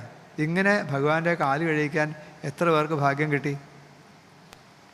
അഹോ നൃപവരസ്യ ഭാഗ്യോന്നതി. മേൽപ്പത്തൂർ പറയാണ്, എന്തൊരു ഭാഗ്യം! ഇങ്ങനെ ഭഗവാന്റെ കാല് കഴിക്കാൻ ഇതിനു മുമ്പ് ഭാഗ്യം കിട്ടിയ ഒരാളുണ്ട്, മഹാബലി അല്ലേ? വാമനാവതാരത്തിൽ ഭഗവാന്റെ തൃപ്പാദം കഴിക്കാൻ ബലിക്ക് ഭാഗ്യം കിട്ടി. അത് കഴിഞ്ഞ് ഭഗവാന്റെ തൃപ്പാദം സത്യലോകത്ത് എത്തിയപ്പോൾ ബ്രഹ്മാവിന് കമണ്ഡലിലെ ജലം കൊണ്ട് ഭഗവാന്റെ കാല് കഴിക്കാൻ ഭാഗ്യം കിട്ടി. ആ പാദതീർത്ഥമാണ് ഗംഗയായിട്ട് ഭൂമിയിലേക്ക് വന്നത്. അതുകൊണ്ടാണ് ഗംഗയ്ക്ക് വിഷ്ണുപതി എന്നൊരു പേര്. ഈ ഗംഗയ്ക്ക് വേറൊരു പ്രത്യേകത, ത്രിമൂർത്തികളുമായിട്ട് ബന്ധമുള്ള നദിയാണ് ഗംഗ അല്ലേ? ബ്രഹ്മാവിൻ്റെ കമണ്ഡലിലെ ജലമാണ്, വിഷ്ണുവിൻ്റെ പാദതീർത്ഥമാണ്, ശ്രീ മഹാദേവൻ ശിരസിലണിയുന്നതാണ്. അപ്പോൾ ത്രിമൂർത്തികളായിട്ട് ബന്ധമുണ്ട് ഗംഗയ്ക്ക്. അന്ന് ആ ബ്രഹ്മാവ് ഭഗവാന്റെ കാല് കഴിച്ചതാണ് വിഷ്ണുപതിയായത്. അപ്പോൾ രണ്ട്. ഇനി വേറൊരാൾക്ക് ഭാഗ്യം കിട്ടിയതാ, ധർമ്മപുത്ര മഹാരാജാവിന് ഭഗവാന്റെ കാല് കഴിക്കാൻ ഭാഗ്യം കിട്ടി. അതുപോലെ വേറൊരാൾക്ക് ഭാഗ്യം കിട്ടി, യശോദ അല്ലേ? യശോദയ്ക്ക് അമ്പാടിയിൽ വെച്ച് എത്രയോ പ്രാവശ്യം ആ ഉണ്ണികൃഷ്ണൻ്റെ കുഞ്ഞിക്കാല് കഴിക്കാനുള്ള ഭാഗ്യം കിട്ടി. അഹോ നൃപവരസ്യ ഭാഗ്യോന്നതി. പിന്നെ ധർമ്മപുത്ര മഹാരാജാവ് ഭഗവാന്റെ പാദം കഴിച്ച് ആ പാദതീർത്ഥമെടുത്ത് തൻ്റെ ശിരസിലും അവിടെ കൂട്ടിയുള്ള ആളുകളുടെ ശിരസിലൊക്കെ അങ്ങനെ തളിച്ചു. ഇതെല്ലാം കണ്ട് സാഹി കെട്ട ഒരാളോട് ഇരിപ്പുണ്ട്. ആരാ? ശിശുപാലൻ. രുക്മിണി സ്വയംവരത്തിന് വന്ന് നാണം കെട്ട് നമ്മുടെ ഭാഷ പറഞ്ഞ തലയിൽ മുണ്ടിട്ട് പോയ ആളാണല്ലേ. ഇപ്പോഴും ആ മുണ്ട് തലേന്ന് എടുത്തിട്ടില്ല, ലജാവതിയായിട്ട് നടക്കാറുള്ളൂ ഇവിടെ പോകുമ്പോഴും. അയാളിന് രാജസൂയത്തിന് വന്നിട്ടുണ്ട്. ഇതൊക്കെ കണ്ട് സഹി കെട്ട് ഒരു മൂലയ്ക്ക് ഇങ്ങനെ പല്ല് കടിച്ചു പിടിച്ചിരിക്കുക. ഇത് കണ്ടിട്ട് സഹിക്കാൻ വയ്യ ആൾക്ക്. കാരണം ഇയാളുടെ ആജന്മ ശത്രുവാണ് കൃഷ്ണൻ. ആ ശത്രുവിനെ പൂജിക്കുന്ന കണ്ട മനസ്സിന് തീരെ സ്വസ്ഥതയില്ല. എന്തെങ്കിലും ആയിക്കോട്ടെ ചെയ്യേണ്ട കണ്ണടച്ചിരിക്കുമ്പോഴാണ് തലയിൽ 2 തുള്ളി വെള്ളം വന്ന് വീണു. ചാടി എണീറ്റോടെ നീ മലര് പൊരിയണ പോലെ എന്ന് പറയും. ആര് പറഞ്ഞു അവനെ പൂജിക്കാമെന്ന് ചോദിച്ചത്? അവിടെ ഒരു 7 ശ്ലോകമുണ്ട് ആ ചീത്തപറയിൽ, ശിശുപാലൻ്റെ ചീത്തപറയിൽ ഒരു 7 ശ്ലോകത്തിലാണ്. ഇവനെന്ത് യോഗ്യതയുണ്ട്? ഈശോ ദുരത്യകാല ഇത് സത്യവതീശ്വതി. വേദവ്യാസം പറഞ്ഞിട്ടുണ്ട് ഈ കലികാലം വളരെ മോശമാണെന്ന് പറഞ്ഞത്. കാരണം സാധാരണഗതിയിൽ മുതിർന്നവരുടെ വാക്ക് കുട്ടികൾ കേൾക്കണം, അതാണ് സാധാരണ നിയമം. പക്ഷെ കലികാലത്ത് അങ്ങനെയല്ല, കുട്ടികളുടെ വാക്ക് ഇപ്പം അങ്ങനെയല്ലേ? നമ്മൾ പറഞ്ഞാൽ അവർ കേൾക്കില്ല, അവർ പറഞ്ഞാൽ നമ്മൾ കേട്ടോളാം. അതുപോലെ വൃദ്ധാനാമപിയൽ ബുദ്ധിർ ബാലവാക്യർ വിഭിദ്യതേ. കുട്ടികളുടെ വാക്ക് കേട്ട് ഇങ്ങനൊരു തോന്നിവാസ ആരെങ്കിലും കാണിക്കുമോ? എവിടെ എത്രയോ യോഗ്യന്മാരായിട്ടുള്ള മഹർഷിശ്വരന്മാരും ബ്രാഹ്മണരും ഒക്കെ ഉണ്ട്. അവരെ ആരെയും പൂജിക്കാതെ ഇവനല്ലേ പൂജിക്കാൻ തോന്നി. യൂയം പാത്രവിതാം ശ്രേഷ്ഠോ മാമന്ധം ബാലഭാഷിതം. അറിവില്ലാണ്ടൊരു കുട്ടി പറഞ്ഞു. എന്ത് പറഞ്ഞു? കൃഷ്ണനെ പൂജിക്കാൻ പറഞ്ഞു. ഇവിടെ ഇരിക്കണ എത്രയോ യോഗ്യന്മാരുണ്ട് അവിടെ. യൂയം പാത്രവിതാം ശ്രേഷ്ഠ മാമന്ധം ബാലഭാഷിതം സതസസ്പദേ സർവേ കൃഷ്ണോയൽ സമ്മതോർഹണേ തപോവിദ്യാവ്രതധരാൻ. തപസ്സുകളായിട്ടുള്ള ആളുകൾ, വിദ്യയുള്ള ആളുകൾ, വ്രതമുള്ള ആളുകൾ, അങ്ങനെ എത്രയോ ആളുകൾ ഇവിടെ ഉണ്ട്. പരമർഷ്യൻ ബ്രഹ്മനിഷ്ഠാൻ ലോകപാലേശ്ച പൂജിതാൻ. ബ്രഹ്മനിഷ്ഠന്മാരായിട്ടുള്ള ആളുകൾ, ഇത്രയും യോഗ്യന്മാരൊക്കെ അവിടെ ഉള്ളപ്പോൾ അവരെ ആരെയും പൂജിക്കാതെ നിങ്ങൾക്ക് പൂജിക്കാൻ തോന്നിയ ആരാന്നറിയോ? ഈ കൃഷ്ണനെ. കൃഷ്ണന് എന്ത് യോഗ്യതയുണ്ട്? വർണ്ണാശ്രമ കുലോപേത സർവധർമ്മ ബഹിഷ്കൃത. ഇവന് വർണ്ണമുണ്ടോ, ആശ്രമമുണ്ടോ, കുലമുണ്ടോ? ഇവന് ഏത് വർണ്ണത്തിലാണ് ജനിച്ചത്? ശരിക്ക് ക്ഷത്രിയ വംശത്തിലാണ് ജനിച്ചത്, വൈശ്യനായിട്ടാണ് വളർന്നത് അല്ലേ? വൃന്ദാവനത്തിൽ പോയിട്ട് നന്ദഗോപരുടെ മകനായിട്ടല്ലേ വളർന്നത്. അപ്പോൾ വർണ്ണാശ്രമമുണ്ടോ, കുലമുണ്ടോ? സർവധർമ്മ ബഹിഷ്കൃത. ഇവന് വല്ല ധർമ്മങ്ങളുണ്ടോ? ഇല്ലേ? ഇവനൊരു ധർമ്മം, സ്വന്തം അമ്മാവനെ വരെ കൊന്നവനാ. ഇവനാണ് ധർമ്മം. അങ്ങോട്ട് തുടങ്ങി. ഠാണാവില ജനനം, വളർന്നത് ഇടയപ്പെണ്ണിൻ്റെ കൈത്തൊട്ടിലിൽ, പ്രാണൻ കാത്തത് പെൺകൊലക്കൊടുമയാൽ, വിദ്യാലയം ഗോഗൃഹം, ക്ഷോണീരംഭകളാം പ്രജാങ്കനകൃതം ജാരത്വം ഉദ്യോഗം, എന്താണാവോ തവമേന്മ, കംസവധമോ പാർത്ഥൻ്റെ സാരഥ്യമോ. ഇവനെന്ത് യോഗ്യതയുണ്ട്? ഠാണാവിൽ ജനനം, ജനിച്ചത് തന്നെ കാരാഗ്രഹത്തിലാണ്. അച്ഛനും അമ്മയും കാരാഗ്രഹത്തിലാന്ന് പറഞ്ഞാൽ മകൻ്റെ യോഗ്യത പറയണ്ടല്ലോ. ഠാണാവിൽ ജനനം, വളർന്നത് ഇടയപ്പെണ്ണിൻ്റെ കൈത്തൊട്ടിലിൽ. ഇവനെ വളർത്തിയതാരാ? കുറേ ഇടയപ്പെണ്ണുങ്ങളാണ്. വിദ്യാഭ്യാസം ഉണ്ടായിട്ടുണ്ടോ? ആകെ നമ്മുടെ ഭാഷയിൽ പറഞ്ഞാൽ 64 ദിവസം സ്കൂളിൽ പോയിട്ടുള്ളൂ അല്ലേ? സാന്ദീപനി മാഷ് ആകെപ്പാട് 64 ദിവസമേ പഠിപ്പിച്ചുള്ളൂ. ബാക്കി പഠിത്തമൊക്കെ തൊഴുത്തിലായിരുന്നില്ലേ? വിദ്യാലയം ഗോഗൃഹം. ഇനി വിദ്യാഭ്യാസം ഇല്ല, നല്ലൊരു ഉദ്യോഗം ഉണ്ടെങ്കിൽ അതൊരു കേമത്താണ്. ഇതൊക്കെ എന്തായിരുന്നു ഉദ്യോഗം? ക്ഷോണീരംഭകളാം വൃജാംഗനകളുടെ ജാരത്വം ഉദ്യോഗം. വൃന്ദാവനത്തിലെ കാണാൻ കൊള്ളാവുന്ന പെൺകുട്ടികളുടെ പുറകെ നടക്കുക, അതല്ലേയുള്ള ജോലി. ക്ഷോണീരംഭകളാം വൃജാംഗനകളുടെ ജാരത്വം ഉദ്യോഗം. എന്താണാവോ തവമേന്മ. പിന്നെന്താ പറയുക, ആദ്യം നിന്നെ സ്ത്രീയെ കൊന്നു, ഇന്നല്ലെങ്കിൽ വേറെ യോഗ്യത പറയാം, അമ്മാവനെ കൊന്ന ആളാ, കംസവധമോ. ഇനി വേറെ യോഗ്യത എന്താണെന്നറിയോ, പാർത്ഥൻ്റെ സാരഥ്യമോ. ഈ അർജുനൻ്റെ കുതിരക്കാരനായിരുന്നു കുറച്ചു കാലം, നല്ല ആളാ. ഇവിടെ തുടങ്ങി ഗോപാല കുലപാംസന സ്വൈരവർത്തി ഗുണൈർഹീന സപര്യാം കഥമർഹതി. ഇവിടെ ഈ പറയുന്നതിനൊക്കെ വിപരീതമായിട്ടുള്ള അർത്ഥം കൂടി ഉണ്ടെന്ന് ചിലർ വ്യാഖ്യാനിക്കും. സ്വൈരവർത്തി എന്ന് വെച്ചാൽ ഇഷ്ടം പോലെ സഞ്ചരിക്കുന്ന ആൾ. ഈശ്വരന് നിയമങ്ങളൊന്നും ബാധകമല്ലല്ലോ. വർണ്ണാശ്രമ കുലോപേത, ഈശ്വരന് വർണ്ണമുണ്ടോ, ആശ്രമമുണ്ടോ, കുലമുണ്ടോ? അപ്പോൾ അത് വിപരീതാർത്ഥത്തിലും വ്യാഖ്യാനിക്കാം. പക്ഷെ അത് വ്യാഖ്യാതാക്കന്മാർക്ക് അത്ര സമ്മതമല്ല. കാരണം ഈ ശിശുപാലൻ ആരാ? ശിശുപാലൻ പണ്ട് വൈകുണ്ഠത്തിലെ കാവൽക്കാരനായിരുന്നു, ജൈവജയന്മാരിൽ ഒരാളാണ്. അപ്പോൾ ഭഗവാന്റെ മഹത്വം അറിയുന്ന ആളായതുകൊണ്ട് ഇത് സ്തുതിയായിട്ടും ചിലർ വ്യാഖ്യാനിക്കാറുണ്ട്. പക്ഷെ അത് സ്തുതിയായിട്ട് പറയാൻ പറ്റില്ല. കാരണം ഇത് കേട്ടപ്പോൾ അവിടെ ഉണ്ടായിരുന്ന മഹർഷിമാർ പോലും അതിനെ എതിർക്കുകയാണ് ചെയ്തത്. സ്തുതിയായിട്ടാണെങ്കിൽ അവർ സ്വീകരിക്കുകയല്ലേ ചെയ്യേണ്ടത്. അപ്പം അതിന് രണ്ടഭിപ്രായമുണ്ട്. ഏതായാലും ശിശുപാലൻ കൂടെ തുടങ്ങി. ശിശുപാലൻ കൈയൊക്കെ മുഷ്ടി ഉരുട്ടി യുദ്ധം നിശമ്യ ദമഘോഷസദസ്വീഠാദുധായ കൃഷ്ണഗുണവർണ്ണന ജാതമന്യു ഉക്ഷിപ്യ ബാഹും ഇതമാഹ സദാ സമർഷീ സംശാവയൻ ഭഗവതേ പരുഷാണ്യഭീത. ഒരു ഭയവും കൂടാതെ കൈയൊക്കെ ഉയർത്തിപ്പിടിച്ച് കൈ മുഷ്ടി ഉരുട്ടി മുദ്രാവാക്യം വിളിക്കണ പോലെ ഭഗവാനോട് ചീത്ത പറയാൻ തുടങ്ങി. അപ്പോഴേക്ക് എല്ലാവരും ചാടി എണീറ്റു. ഭീമസേനൻ അടുക്കളയിൽ നിന്ന് വലിയ ചട്ടുകൊക്കെ ആയിട്ട് വന്നു, അല്ലേ, മറ്റേ കഥയപ്പോൾ കഴിക്കണമെന്നായി. ഭഗവാൻ തടഞ്ഞു. അവൻ പറഞ്ഞോട്ടെ എന്ന് പറഞ്ഞു. പറഞ്ഞ് 100 അപരാധം കഴിഞ്ഞു. ഇതാണ് ഭഗവാൻ തന്നെ അനുവാദം കൊടുത്തിട്ടുള്ളതാണ്, ചീത്ത പറയാൻ അനുവാദം കൊടുത്തിട്ടുള്ളതാണ്. പണ്ട് ഈ ശിശുപാലൻ്റെ അമ്മ ഭഗവാനോടൊരു വരം മേടിച്ചിട്ടുണ്ട്. ശിശുപാലൻ്റെ മരണം കൃഷ്ണൻ്റെ കൈ കൊണ്ടാണെന്ന് അമ്മയ്ക്ക് മനസ്സിലായി. അപ്പോൾ ശിശുപാലൻ്റെ അമ്മ ഭഗവാനോട് പറഞ്ഞു, കൃഷ്ണ, അവർ ബന്ധുക്കാരുമാണ്, കൃഷ്ണ എൻ്റെ മകൻ എന്ത് തെറ്റ് ചെയ്താലും കൃഷ്ണൻ ക്ഷമിക്കണം. ഒരു മുൻകൂർ ജാമ്യം എടുത്തതാണ്, അല്ലേ. അപ്പോൾ കൃഷ്ണൻ പറഞ്ഞു, അങ്ങനെ എല്ലാ തെറ്റും ക്ഷമിക്കാൻ പറ്റില്ല, ഒരു ദിവസം 100 അപരാധം വരെ ക്ഷമിച്ചോളാം. 101ാമത്തെ അപരാധമായാൽ തലയെടുക്കും. ഇത് അവനും അറിയാം. അപ്പോൾ അവൻ നാക്ക് തിരിയുന്ന കാലം മുതൽ ഭഗവാനെ ചീത്ത പറയും, കൃഷ്ണൻ കള്ളൻ, കൃഷ്ണൻ കള്ളൻ. കൃഷ്ണൻ എന്ന് പറയാറില്ല, അപ്പോൾ കിച്ചൻ കള്ളൻ, കിച്ചൻ കള്ളൻ, അല്ലേ. പക്ഷെ അവൻ ചീത്ത പറയുമ്പോൾ ഒരു കാര്യമുണ്ട്, ഇങ്ങനെ വിരൽ മടക്കിക്കൊണ്ടേ പറയുള്ളൂ. 99 ആകുമ്പോൾ നിർത്തും, ബാക്കി നാളെ പറയാമെന്ന് പറയും, അല്ലേ, തല പോകുന്നു, അല്ലേ. പക്ഷെ ഇന്നിപ്പോൾ കൈയൊക്കെ ചുരുട്ടി മുദ്രാവാക്യം വിളിച്ചപ്പോൾ എന്ത് പറ്റി? എണ്ണ പിടിക്കാൻ മറന്നുപോയി. ചക്രായുധം പുറപ്പെട്ടു, അവൻ്റെ കഴുത്തറുത്തു. അപ്പോഴാണ് ധർമ്മപുത്രൻ ചോദിച്ചത്, ഇതെന്താ അങ്ങനെ? ചീത്ത പറഞ്ഞ ആൾക്ക് വേഗം മുക്തി കിട്ടി, യാഗം ചെയ്തവർക്ക് മുക്തിയില്ല. ഇതെന്ത് ന്യായം? ഇത് കണ്ട ആളെന്താ വിചാരിക്കുക? യാഗം ചെയ്യണതിനേക്കാൾ എളുപ്പം എന്താ ചീത്ത പറയുക. കാലത്ത് തന്നെ ഗുരുവായൂരപ്പൻ്റെ പടവും വെച്ച് ഒരു വിളക്കം കൊളുത്തി വെച്ച് അറിയാവുന്നത് നല്ലത് നോക്കി ഒരു 4 എണ്ണം കൂടെ വിളിച്ചു കഴിച്ചു. അപ്പോൾ പറഞ്ഞു, അതല്ല കാരണം, ഭാവോഹി ഭവകാരണം. ഇതാണ് അവർ മനസ്സിലാക്കേണ്ട തത്വം. ഭാവോഹി ഭവകാരണം, ഇത് വളരെ പ്രധാനമാണ്. ഈശ്വരനെ സംബന്ധിച്ച് നല്ലതും ചീത്തയില്ല, നല്ലതും ചീത്തയും നമുക്കാണ്. വളരെ ശ്രദ്ധിക്കണം. നല്ലത് ചീത്താന്ന് നമ്മൾ പറയുന്നത് തന്നെ താരതമ്യാത്മകമല്ലേ. ഒരാൾ നല്ലതെന്ന് പറഞ്ഞാൽ വേറൊരാൾ ചീത്താന്ന് പറയില്ലേ, അല്ലേ. ഒരു സ്ഥലത്ത് നല്ലത് വേറൊരു സ്ഥലത്ത് ചീത്തയല്ലേ. ഒരു പ്രായത്തിൽ നല്ലത് വേറൊരു പ്രായത്തിൽ ചീത്തയല്ലേ. വാക്ക് പോലും ഒരു ഭാഷയിലെ വാക്ക് വേറൊരു ഭാഷയിൽ പറഞ്ഞാൽ ചീത്ത വാക്കാവും. ഇപ്പോൾ തിരുവനന്തപുരത്ത് പറയുന്ന വാക്ക് കണ്ണൂരി എന്ന് പറഞ്ഞാൽ അവർ ചീത്ത വാക്കാന്ന് പറയും. കണ്ണൂരുകാരുടെ ഭാഷ തിരുവനന്തപുരത്ത് പറഞ്ഞാലോ അവർക്ക് ചീത്ത. അപ്പോൾ നല്ലത് ചീത്ത എന്നുള്ളതിന് എന്താ മാനദണ്ഡം? നമ്മുടെ സങ്കല്പമാണ്. ഈശ്വരന് നല്ലതും ചീത്തയില്ല. ഈശ്വരൻ അഗ്നി പോലെയാണ്. എന്ത് സാധനം അഗ്നിയിലിട്ടാലും അഗ്നി അതിനെ സ്വീകരിച്ച് ഭസ്മാക്കുന്ന പോലെ നമ്മളുടെ മനസ്സ് ഭഗവാനിലെത്തിയാൽ മതി. ഏന കേന പ്രകാരേണ മനകൃഷ്ണയെ നിവേശൽ ഭയാൽ കംസ ഗോപ്യ കാമാൽ. കാമം കൊണ്ടോ ക്രോധം കൊണ്ടോ സാങ്കേത്യം പാരിഹാസ്യം വാ സ്തോഭം ഹേളനമേവ വാ, ഏതെങ്കിലും പ്രകാരത്തിൽ മനസ്സ് ഭഗവാനിലെത്തിയാൽ മതി. ശിശുപാലൻ 3 ജന്മം ഭഗവാനെ ചീത്ത പറഞ്ഞ ആളാണ്, അല്ലേ. ആദ്യം ഹിരണ്യാക്ഷന് ഹിരണ്യേശുമായിരുന്നു, രാവണൻ കുംഭകർണൻ, ശിശുപാലൻ ദന്തഭക്തൻ. ഇങ്ങനെ ശിശുപാലന് മുക്തി കൊടുത്തു. പിന്നെ ആ രാജസൂയം തടസ്സമൊന്നും കൂടാതെ ഭംഗിയായിട്ട് നടന്നു എന്നാണ് കഥ. അതെല്ലാം രാജസൂയം കഴിഞ്ഞു, എല്ലാവരും സന്തോഷിച്ചു. ഒരാൾക്ക് മാത്രം സന്തോഷമില്ല. ആർക്കാ? ദുര്യോധന ഹൃദയപാപം. ദുര്യോധനൊഴികെ എല്ലാവരും സന്തോഷിച്ചു എന്നാണ് പറഞ്ഞു. ആ ദുര്യോധനാണ് മയം നിർമ്മിച്ച കൊട്ടാരത്തിൽ വെച്ച് വെള്ളത്തിൽ വീണ്, അല്ലേ, വെള്ളമില്ലാത്ത സ്ഥലത്ത് വെള്ളം ഉണ്ടെന്ന് വിചാരിച്ച് കാലെടുത്ത് വെച്ച് എല്ലാം വെള്ളത്തിലൂടെ നനഞ്ഞ് കുതിർന്ന് കരയിൽ കയറിയപ്പോൾ എല്ലാവരും ചിരിക്കാൻ തുടങ്ങി. ഭഗവാൻ ധർമ്മപുത്രൻ എല്ലാവരെയും തടഞ്ഞു. ആരും ചിരിക്കരുത്, ദുര്യോധനോ മാനി, ദുര്യോധന അഭിമാനിയാണ്, അപമാനിക്കരുതെന്ന് പറഞ്ഞപ്പോൾ എല്ലാവരും ചിരി അടക്കി.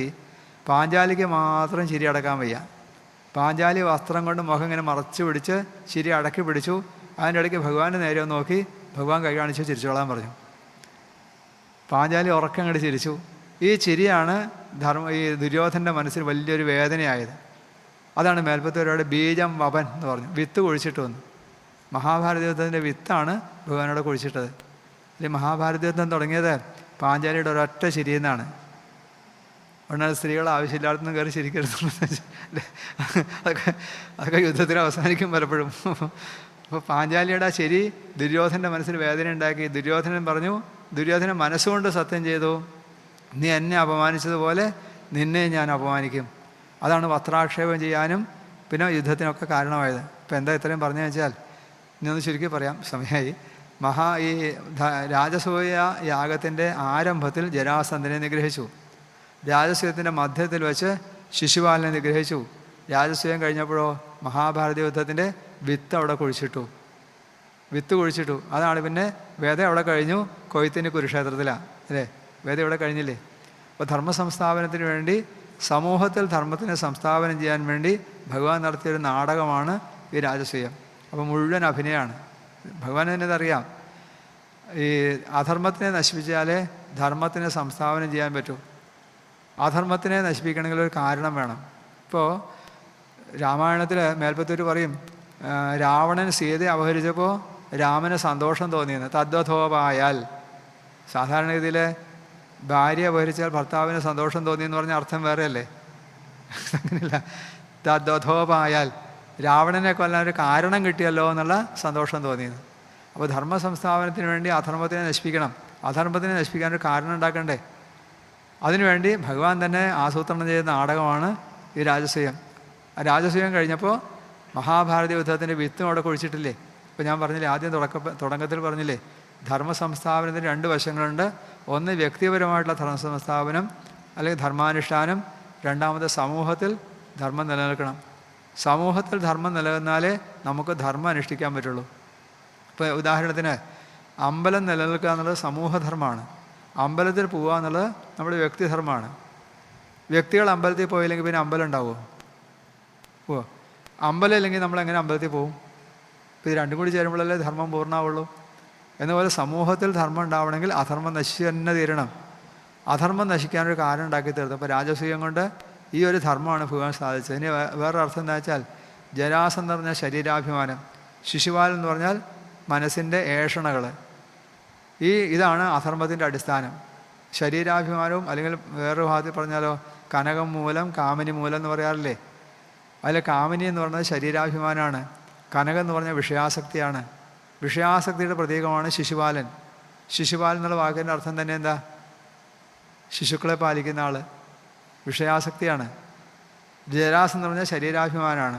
അപ്പോൾ ശരീരാഭിമാനവും വിഷയാസക്തിയും ഇല്ലാതായാലേ ധർമ്മം നിലനിൽക്കൂ. അതും കൂടി ഒരു അർത്ഥമുണ്ട്. അപ്പോൾ ഇങ്ങനെ രാജസൂയത്തിൽ ഭഗവാൻ അങ്ങനെ ധർമ്മ സംസ്ഥാപനത്തിൻ്റെ പുതിയൊരു മുഖം തുറന്നു വെച്ചു. അതാണ് പിന്നീട് കുരുക്ഷേത്ര യുദ്ധഭൂമിയിൽ എത്തിച്ചതും. ആ യുദ്ധത്തിൽ വെച്ച് അധർമ്മത്തിനെ നശിപ്പിച്ച് ധർമ്മ സംസ്ഥാപനാർത്ഥായ സംഭവാം യുഗേ യുഗേ. ഇപ്പോൾ രാജസൂയം കൃഷ്ണാവതാര കഥകളിൽ ഏറ്റവും പ്രധാനപ്പെട്ടൊരു കഥയാണ്. ഏത് നിലയ്ക്ക് നോക്കുമ്പോൾ? ധർമ്മ സംസ്ഥാപനത്തിൻ്റെ നിലയ്ക്ക് നോക്കുമ്പോൾ. ഭക്തിയുടെ നിലയ്ക്ക് വേറെ കഥകളൊക്കെ ഉണ്ടാവും. സമൂഹത്തിലെ ധർമ്മ സംസ്ഥാപനത്തിൻ്റെ നിലയ്ക്ക് നോക്കുമ്പോൾ രാജസൂയം വളരെ പ്രധാനപ്പെട്ടൊരു കഥയാണ്. ആ രാജസൂയത്തിൽ നിന്ന് നമ്മളും പഠിക്കേണ്ട, നമ്മുടെ ഉള്ളിലുണ്ടാവേണ്ട ഒരു പ്രാർത്ഥന എന്താണെന്ന് വെച്ചാൽ, കൃഷ്ണായ വാസുദേവായ ഹരേ പരമാത്മനെ പ്രണതക്ലേശനാശായ ഗോവിന്ദായ നമോ നമ. നമുക്ക് എല്ലാവർക്കും കൂടി ഭഗവാനോടൊന്ന് പ്രാർത്ഥിച്ചുകൊണ്ട് നമുക്ക് നിർത്താം. കൃഷ്ണായ വാസുദേവായ, കൃഷ്ണായ വാസുദേവായ ഹരയേ പരമാത്മനെ, ഹരയേ പരമാത്മനെ പ്രണതക്ലേശനാശായ, പ്രണതക്ലേശനാശായ ഗോവിന്ദായ നമോ നമ, ഗോവിന്ദായ നമോ നമ. സർവത്ര ഗോവിന്ദനാമ സങ്കീർത്തനം. ഗോവിന്ദ ഗോവിന്ദ. കായേന വാചാ മനസേന്ദ്രിയർവാ ബുദ്ധ്യാത്മനാ വാ പ്രകൃതേ സ്വഭാവാൽ കരോമി യദ്യൽ സകലം പരസ്മൈ നാരായണായേതി സമർപ്പയാമി. ഹരി ഓം നമോ നാരായണായ. ശ്രീകൃഷ്ണായ പരമഗുരവേ നമോ നമഃ. നാരായണാഖിലഗുരോ ഭഗവൻ നമസ്തേ.